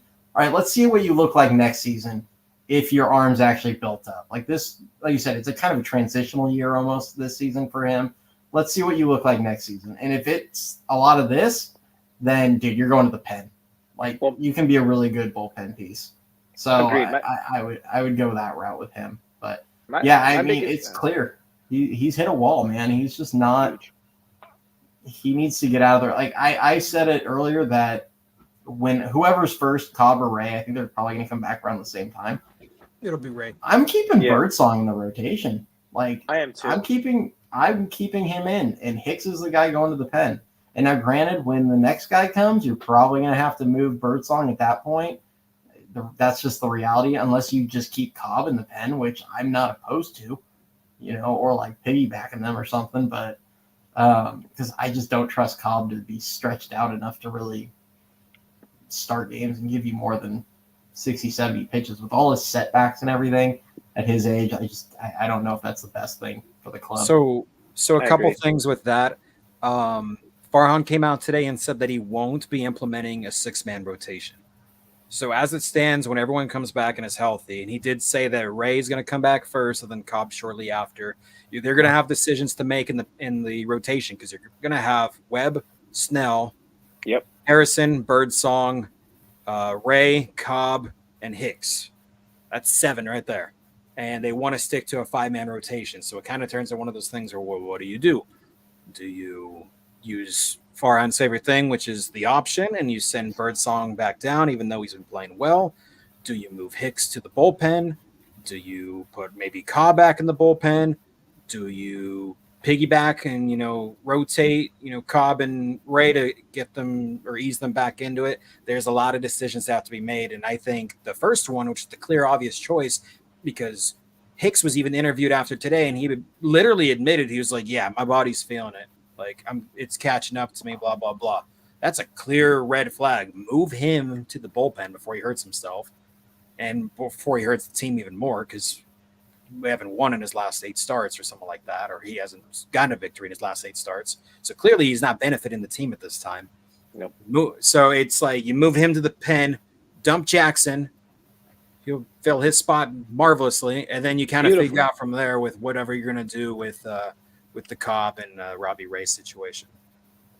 My biggest concern with Hicks moving forward for next year is, as a starter, is historically speaking, relievers are starters who couldn't make it as a starter, so they move them to the pen. So what makes us think that we can make a reliever who's relieved his entire career train his body in under 2 years to become a full-time starter? That's my only concern when it comes to Hicks as a starter. But when it comes down to the decision-making, DFA Jackson, get them hell out of there, put Hicks in the pen, give him the next couple weeks, lighter workload. And if I'm being honest, they're probably going to option Hayden, and they're probably going to try to give Cobb that big workload. But to be honest, I liked what Dan said. I would piggyback Hayden with Cobb. I think pairing a veteran with a rookie, if Cobb is one of those quality veterans to teach Hayden, I think those two piggybacking, Cobb goes 3 and then Hayden goes 4 or 5, I think could teach him a lot and really expand that IQ. Because when Cobb is on, Cobb's a good pitcher. Cobb has had a good career in the MLB. Solid. He's solid. I've liked him since Baltimore. So, I hope he'd be a good mentor to Hayden if that ends up happening. Because I like that piggyback idea. That's for a culture thing, and to develop your pitchers. I like that a lot. Well, and if you have a guy like Cobb behind Birdsong, like, you don't have to leave. I've used this saying a few times where when they were running all these bullpen games, sometimes like if they ran a bullpen game and then they like maybe had a regular starter the following day, but all our starters only go like 5 innings. So it's like, okay, cool. We went bullpen game and then you still had to use your pen for 4 or 5 innings the next day. And then you're going bullpen game after that. And all of a sudden your bullpen's like super used and abused. And we'd have these moments where somebody's getting hit and, Spencer Howard or Bevins or, whoever it is, like somebody starts getting hit and it's like, or Sean Jelly, and you can't just get them out of there. Like, they're going to be the sacrificial lamb, so to speak. Because guess what, boys? We need outs. So I don't really care if you're giving up 8 today. Like, you're just going to have to be out there. And you kind of protect yourself from that, and you protect Birdsong from that. Like, if he goes out there and in the second inning, he's like 35, 40 pitches in that inning. Like, he's grinding, a few runs come across. He gets out of the second. You just put Cobb out there, and you're like, dude, go get us 4 innings or whatever. Like, you have some you don't have to just leave him out there to take abuse. Like, so I kind of like that idea. But you still I still would let Birdsong start the games, because if he has it, like, I want the growth out of him. 100%. Yeah. But hey, fellas, let me to change the top of the conversation. I went about half hour later than I planned on. I'll be for work in about 5 hours, so I am gonna call tonight though. Awesome. No worries, man. Without me. Awesome. Thank Take you. it easy, Pleasure Dan. meeting you, my man. Thank you for everything, Dan. Pleasure, man. Absolute pleasure. It's an honor. Yes, sir. Nice to meet you. And Cody, I will see you in a week or two. I'm gonna be on vacation. Yeah, I don't know if we're gonna do tomorrow or not. That's gonna be probably a game time decision. We'll see. Tomorrow's up in the air. But... Yeah, I know. Yeah, tomorrow's kind of up in the air. But yeah, everybody, I will be gone next week. I will be out of town. Maybe I'll try and sneak my gear into the bag. I don't know. We'll see. But yeah, I will be by a beach for about 6 days. So enjoy. Go enjoy. Jealous, go man. have fun. Go enjoy, man. Have a beer on me. I'm gonna have a coconut on the nice island of Oahu. So I will see you guys. I will see you guys. I'm jealous. Shortly. Mai Tai. Well, Mai Tai. Yeah. All right. Take it easy, man. All right, guys. I'll catch you guys later. Pleasure, Dan. Be safe. I got a few more minutes. I don't know if what's that? Yeah, I got a few more minutes. My phone is getting ready to die, so I'll go. Oh, okay. No worries. 3% left. Oh, shoot. Yeah, I'm at 10%. I'm at 10, so we're good for right now. Okay. Yeah, we'll get it. We'll probably get off here unless Ricky ends up popping in here.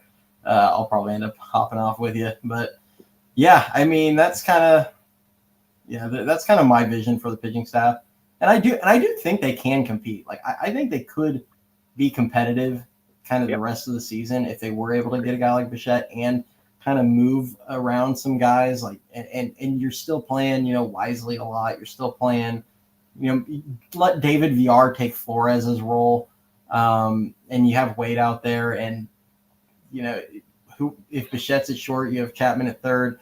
You have the outfield with Matos and Ramos and Conforto still, or if you do decide to move Conforto, like I do think you can move some guys around and still remain a competitive team right now. And maybe you do scrape into that and you have help with behind your pitching.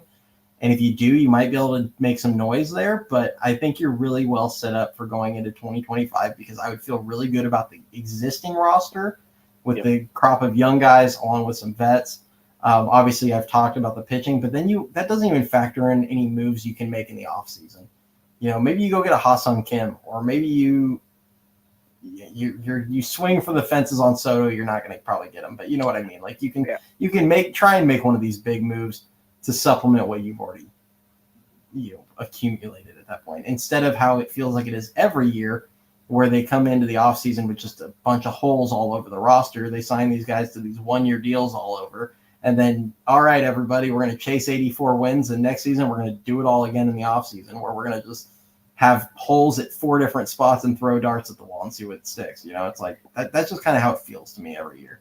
No, that's how it feels for me every year, too. It doesn't really feel like there's much of a plan going forward. It kind of just feels like whatever is there that they could do to kind of salvage a team, kind of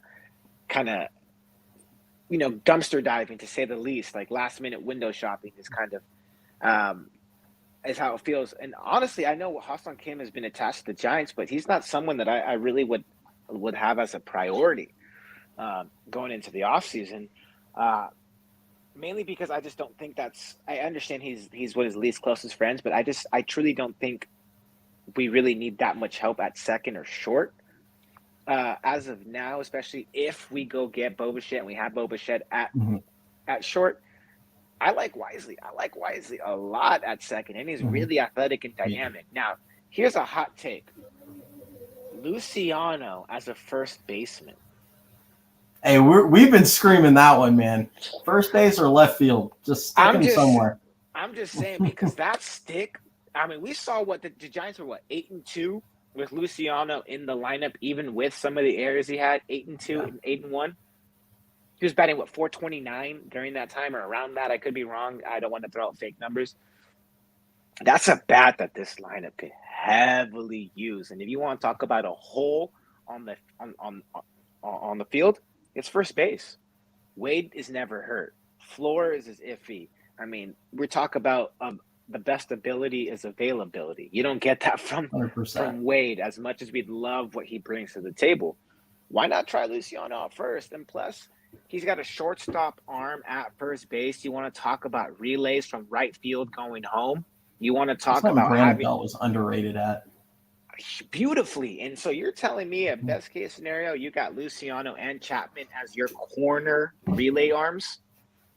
Yeah, good luck running on them. That's all I got to say. So that's just the best case hot take out there. But ultimately, I just want the Giants to have. It keeps him in the lineup. It keeps his stick. It builds his confidence. He's only 22. What do you have to lose? What do we have to lose with Luciano when it really comes to the glove? If he's not a shortstop, develop him at first. If he's not first baseman, put him outfield. If he's not there, then move on from him. But if it also means going to get Bo and it means moving on from him for Bo, I'll take it. Because as you said, now you have a plan. You got Chapman next year. You got Bo next year. Estrada Wisely at second. Now you could figure out who you're going to go get at first. You can now go get Pete Alonso is a free agent this offseason. That's a name that you can go get associated with. And then you get Lee back. Then you get Lee back. And you have Lee in center, Ramos and Matos in the corner. Oh, my God. That's with Snell, with Webb, with Robbie Ray. That's a team that can win 85 to 92 games. And that's a team that it looks like a lot of the teams that won or was competitive and got us into the postseason and made deep runs. Because that's ultimately what Giants fans truly want. We just want competitive, deep October runs because we are, historically talking, better than the Dodgers. I'm tired of the Dodger fans taking over our stadium. Tired of the media talking about LA. We should be up there with them. If we don't, even without a superstar, we should be up there with them. I went on a tangent one episode where I kind of just put it out there where I was like, listen, this team has historically, as a franchise, the Giants franchise has the most wins in Major League Baseball. They have the most Hall of Famers in Major League Baseball. They have the most, pretty sure they have the most pennants in the National League. They have more World Series championships against the Dodgers. They have more wins head-to-head against the Dodgers. And they have the most wins in MLB history. Yeah, absolutely. So it's like our standard shouldn't be 84 wins. Like, we shouldn't be chasing that every year. We should be chasing a 90 minimum. Like, minimum. That should be like the wheels fell off and we messed around and won, 90 games. Like that. That's what they need to get themselves to. And that's what a lot of fans don't understand. 100%. A lot of fans, especially on social media, truly do not understand that. They truly do not understand the gravity of who you are really rooting for. San Francisco Giants don two of the greatest baseball players of all time in 24 and 25. It's unconsensus. 24 and 25, two of the top three greatest baseball players of all time. Not only that, we have second or most, I don't know which one it is, but we are up there with Hall of Famers with the Yankees. It's us, the Yankees, with the Hall of Famers. Yeah, they might have overtaken the Giants in the last few years. I'd have to double check that one, but they're right there. we're gonna add two more with Posey and Madison Bumgarner going into the next handful of years too. So, and that's what. There. But that's another Giant, and so that's what really frustrates me with the fan base, especially on social media, is how are you so okay with mediocrity? How are you so okay with, this? Like, no, there is no excuse. This is the San Francisco Giants. This is orange and black. This is the 8-time World Series champion. It is when you're the Padres, you can have these mediocre seasons and be excited about 90 wins. As a Giants fan, as a Dodger fan, as a Yankee fan, as a Braves fan, you're expected 90 every year. Those are just the Giants are in the fourth biggest market, and they're about to be the only team in the fourth biggest market in a few years. Not like the A's really do anything anyway, but it's like once they're gone, you're really the only team in the market, and it's like there's no way. I'm going to jump back a little bit. We're going to go through a couple of these because I know you talked about Ha-Seong Kim a little bit. I'm just going to give kind of my feelings on why I like him. I like him too. Yeah, my thing with Ha-Seong Kim is starting with he's actually kind of similar to Chapman, different play styles. He strikes out a lot less than Chapman does. He doesn't hit as many extra base hits as Chapman does, but he's kind of like he's a 20-30 threat every year. Like he potentially could hit 20 homers and give you 30 plus stolen bases. And on a team that's just completely lacking speed, I like that. And he does draw a ton of walks, so he gets on base and he can kind of walk his way into a double, so to speak. The reason I like him is the versatility. He's truly elite defensively at 3 spots, whether you play him at second, short, or third. Now, is he a prototypical third baseman? Probably not. But what I like about that is the fact that it gives you so much flexibility with the players you pursue. If you want to if you put him at shortstop and you go get a guy that only plays short, then you can kick him to second or third or wherever you have an open spot. Like you can move him around in the infield. So I do like that with him. That's where I lean Kim over Chapman if Chapman were to opt out and they were going to try and sign one of them.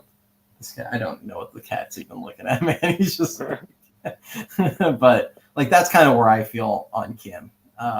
But I personally, part of my sell certain veterans, I actually kind of like the idea of I know a lot of people have feelings about him, but I like the idea of getting Schmidt up here. And even if it's at short, which is not his position, he needs to be at third. But with Chapman here, you're not going to be able to put him there. I kind of like the idea of getting him up here, trading Tyro, letting Schmidt and Wisely play the middle infield just for the rest of the season. And if Schmidt's bat can establish itself, like I'm not, if Chapman decides to opt out, like I'm not going to try and re-sign him if I feel good about what Schmidt does. And if he doesn't do anything that I feel good about, or and this is if they don't trade for Bashet, in the universe that's the likely universe that they don't actually make that trade, which I want them to, but if they don't, I would feel better going into the offseason knowing one way or the other how I feel about Casey Schmidt's viability or ability to possibly stick going forward, because that would have a lot of influence on how and who I would attack in the offseason. Because if he does look really good, then all of a sudden you go, all right, chap, see you, dude. And I'd be more inclined to go after a guy like Ha-Seong Kim. If he's terrible, I'd be more inclined to try and re-sign Chapman and get both of them and have kind of both those options going forward with Wisely at second base. Either way, I'm actually I would let Tyro go. I think you get a decent player for him. And you never know. I mean, it's not going to be a top 100 prospect or anything, but you just never know what you're going to get out of that kind of guy. Because, I seem to recall us trading Luis Castillo for the ghost of Casey McGehee. So you just don't know. Yeah, that Luis Castillo trade hurt. That one hurt. You kind of convinced me on Ha-Seong Kim. I mean, let's just say we go get Bo Bichette, best case scenario, man, I would love to see a Chapman, Bo, Ha-Seong Kim infield. I mean, we're talking. I mean, that's. Oh, and then you have a leadoff. You have a 2-hole, 3-hole, 4-hole. You got guys that could actually go in top of the lineup, middle of the lineup, do some damage and run. That's you kind of selling me there on that. You kind of selling me. Yeah, it just and Wisely can be a utility guy. I like him. I'd love to have him be the starting second baseman. I think he's a good option going forward. But that doesn't mean I'm not looking to upgrade. It doesn't mean I'm not open to guys if they're willing to come. And I do think Kim is. I think he's an attainable player. He is. I'm going to say that when you see the Soto thing here, you get guys like Ohtani and Yamamoto, they probably weren't coming here. I think Kim playing from Melvin again, playing with his best friend in Jung-Hoo Lee, being on the West Coast already, I could see him as an attainable target that actually would want to be here. Same, and that would be a good piece, especially if we got a Bo Bichette. And let's just say they go instead of going. Honestly, I don't even want to go get Soto. If we're talking about getting a power hitter, who I want the Giants to go get this offseason is Pete Alonso. That's who I want the Giants to go get. I'm a little hit or miss on Alonso. I like the power, and it could play in Oracle. It definitely could play. I don't know if he'd want to be here. I doubt it, especially because it's going to take off about 15 to 20 bombs a year off his numbers. Yeah. But if you're able to have a Bo Bichette and then you're able to keep Chapman and go get Ha-Seong Kim, it's going to look – and then you have Snell and Ray and Webby. It looks a little bit more appetizing to him because New York isn't the most stable when it comes to that environment for the Mets. So it would be nice because I know first base is probably going to be our biggest question mark going into the offseason. So, first base is tough because I think the hope is that Eldridge is up here in a couple of years. Definitely won't be next season. I don't even know if it'll be the following season. I think hopeful for opening day 2027. I'm as high on Eldridge as I've been on any prospect in a long time. He is legit. And when he puts a little muscle on, he's going to be a 40. And with his ability to go line to line with power, and this is where Soto would play well in Oracle, is he can hit him out both lines. That's how you have to be successful as a lefty. Barry used to show that. Barry could hit the ball 100 feet into the cove, but he'd also put it out to left field. So that's why he hits so many. And Eldridge is only 19, or I think he just recently turned 19. And the fact that he's doing this for Team USA at 18, and now he's 19 doing this, I don't mind wait until he's 23, 24, if it really means we are going to get a 40 home run guy. I want his development to be proper. You know what? Yeah. And if that, just give him a bunch of at-bats in the upper minors. And you know what? That's not to say hold him back. I mean, if he truly forces it, if he's truly one of those special players that just is dude, I'm too good for these levels, then fine, bring him up. But I don't want to rush him just because it's our shiny toy, I think he can be a special player. Do it right. Like that's how I feel about it. Yep. But to answer Ryan's, go for it. Yeah. Oh yeah, go for it. Yeah, go for it, man. Last thing, and then we'll go to Ryan. If he's like a Tim Lincecum or a Bryce Harper in the minor leagues, then let's bring him up to the majors. Otherwise, continue to develop, and we'll see you when you're ready, kid. No rush. All right. So to answer Ryan, he said, "Do you think there's any chance we could sign Soto in the offseason? He's all about money. Maybe ownership decides to overpay for once, 50, 60 year gets it done." I mean, I will say this about Soto. I agree. I think it's going to come down to money. And I don't now, because of that, I don't know if our ownership, I'm not even going to Farhan. Like, I don't know if our ownership will let them go as far as they'll need to go for Soto. And I do think that he might say it's all about the money. There's a possibility that he might take just a little bit less or one less year or whatever somewhere else. And this is where I think they dropped the ball with Judge. I mean, yes, Judge wanted to go back to the Yankees. It's clear. But when the Yankees offer was 8 for $320 million, if you're the Giants, what the hell's $5 extra million a year? Offer him 10 for $450. Like, honestly, I mean, it's easy for me to say it ain't my money, but it's like put an offer out there that's finally so big that the Yankees aren't just going, oh, well, we're just slapping an extra year on. Yeah, fine, whatever, we'll do it. Like, you got to go beyond these teams far enough and not play the like, well, we're just going to incrementally up our offers. Like, you're going to have to go so far beyond these teams that they just go, nah, dude, I'm out. Like, you're either taking this or we're not going to keep going. Because I think they would have had a shot at Judge if they would have done something like that. But it is what it is. They would have landed Judge if they did that. In my wholehearted opinion. Wholehearted opinion. And with Soto, like, I think you're gonna have to go crazy, but it's gonna come down to ownership. Like, ownership has to be willing to throw that money.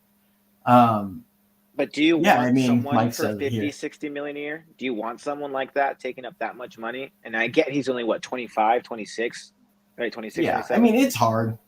My thing is the Giants have so much. They can't act poor. Like, they have so much money that they print money, and they're finishing the whole like mission disc, like all like everything across the cove and all that. Like, or the Mission Rock development, like they're just going to be raking in money. The park's paid off. If you get Soto, you're going to jump attendance up by hundreds of thousands. You're going to be charging out the rear end, and people are still going to show up. Like, they print money. I'm tired of them acting poor. So that'll be my as far as I go there. But they could afford that and not even break his way. Because let's say that they get a guy like Soto and they could comfortably sit there even below the luxury tax, and it takes $50 million a year to get him for 12 years or something insane, whatever it is. And their payroll wants to be 230 because that's below the luxury tax. So I'm just going to pick that 230 a year. That still leaves you $180 million, which without looking, I bet you is probably top half in baseball on payroll. So, no, I don't really care if one guy's making that, if I'm being perfectly honest. Hey, man, I was curious because I love it. That's why I was so big on the Giants trying to lock down Correa. It's not my money. I know the Giants print money, and Correa's a name. I know he struggled last year, but Correa's a name that would help Ramos, would help Matos, would help Soler in the lineup, and bring people into the seats. And that was a guy that you can bring in. Oh, hey, we have Carlos Correa. We have these guys. Come play with us. Like, develops culture. But I know Correa is a far-fetched. That's long gone. I'm glad he's doing well in Minnesota. But they do print money, and that's why I'm tired of them dumpster diving, going to get the Matt Beatties of the dang world. Like, nah, like, go get Judge. Go get the superstars that we rightfully, as the Giants organization, historically speaking, have had the entirety of our history. We've always had a superstar. Always. You don't have to call Posey a superstar, but I will argue Posey was the best catcher at the last generation. He was better than Yanni and better than Salvi. He's the best catcher of this past generation. Oh, I got a few more 100%. minutes. Best all-around player.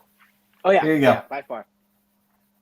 Yep, no worries. We're going to wrap this up anyway here shortly, but here you go. The Giants, if you paid Juan Soto and you had a $230 million payroll every year, which they could absolutely afford, Like they don't let them try and lie to you people. We all know they print money, and we all know they could afford it. And they're about to have a sole control of the fourth biggest market in America.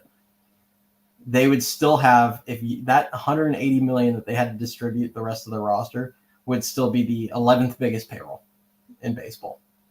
Oh, we got money all day.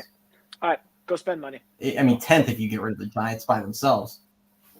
Go get Soto. Yeah, that's why I'm like, screw Soto. it. Like, you just do it, and you have so much money coming off the books. Go get Soto. Go get Bashet, and then then that's it. I mean, that's all. And DFA Jackson signed one more bullpen arm. Everyone in a perfect world stays healthy. You have a top 8 team in Major League Baseball with those additions. Yeah, by far. You can make a couple big moves, and then you have Ramos sitting there. Got a lot of young pitching. Like they could do this, but that said, Soto's probably not coming. Like, if I'm being honest. Like, yeah, if we're being honest, we're not going to try to tease ourselves. Unfortunately, it's just that's who we are. Bichette, Soto, they'll still be playing elsewhere, and at least we got Ramos. He is ours. He is ours. And hopefully we can. He is ours. But we'll wrap this one up. Yeah, 100%. We'll wrap this one up. I know Josh is like his phone's about to die on him. Thanks so much for jumping on, man. We'll definitely get you on more. Appreciate it. No, thank you. Free and you want to. Absolute honor. We'll get thank that you, going. man. Yeah, you run a great show. You run a great show. Like, thank you so much. It's been my pleasure and my honor, man. You're absolutely fantastic. Thank you. Hey, I appreciate you, man. I just kind of wung it. I created this, and I spend way too much time talking. I thought it was a good spot good way for me to get it out and talk my baseball and connect with so many Giants fans. Yourself, Ricky, Dan, all those guys. Like, I talked to them a little bit on Bleacher Report, but like I didn't, not to this degree. All these people in the chat, a lot of these guys I've talked with, Ryan, Frederick, even, all these guys that we talk to all the time in here. I think Mike was in there. I saw a few people further up.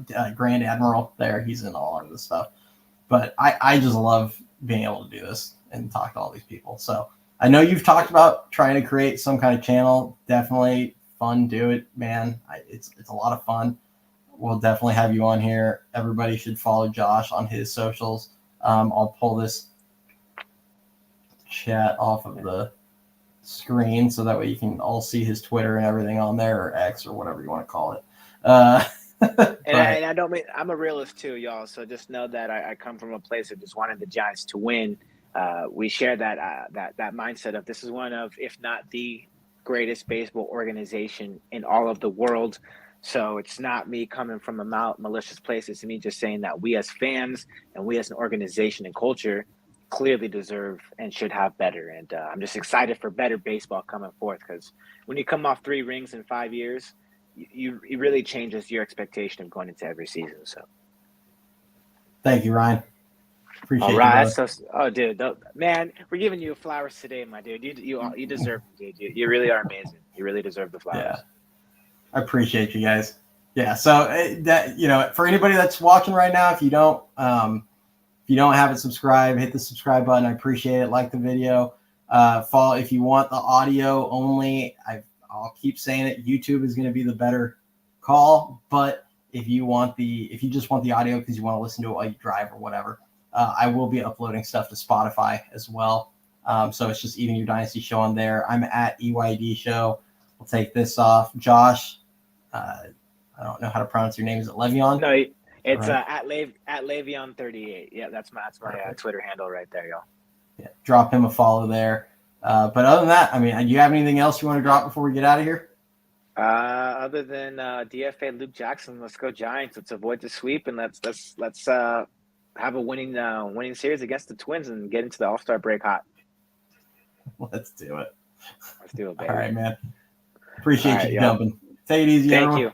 Of course. Have a great one, y'all.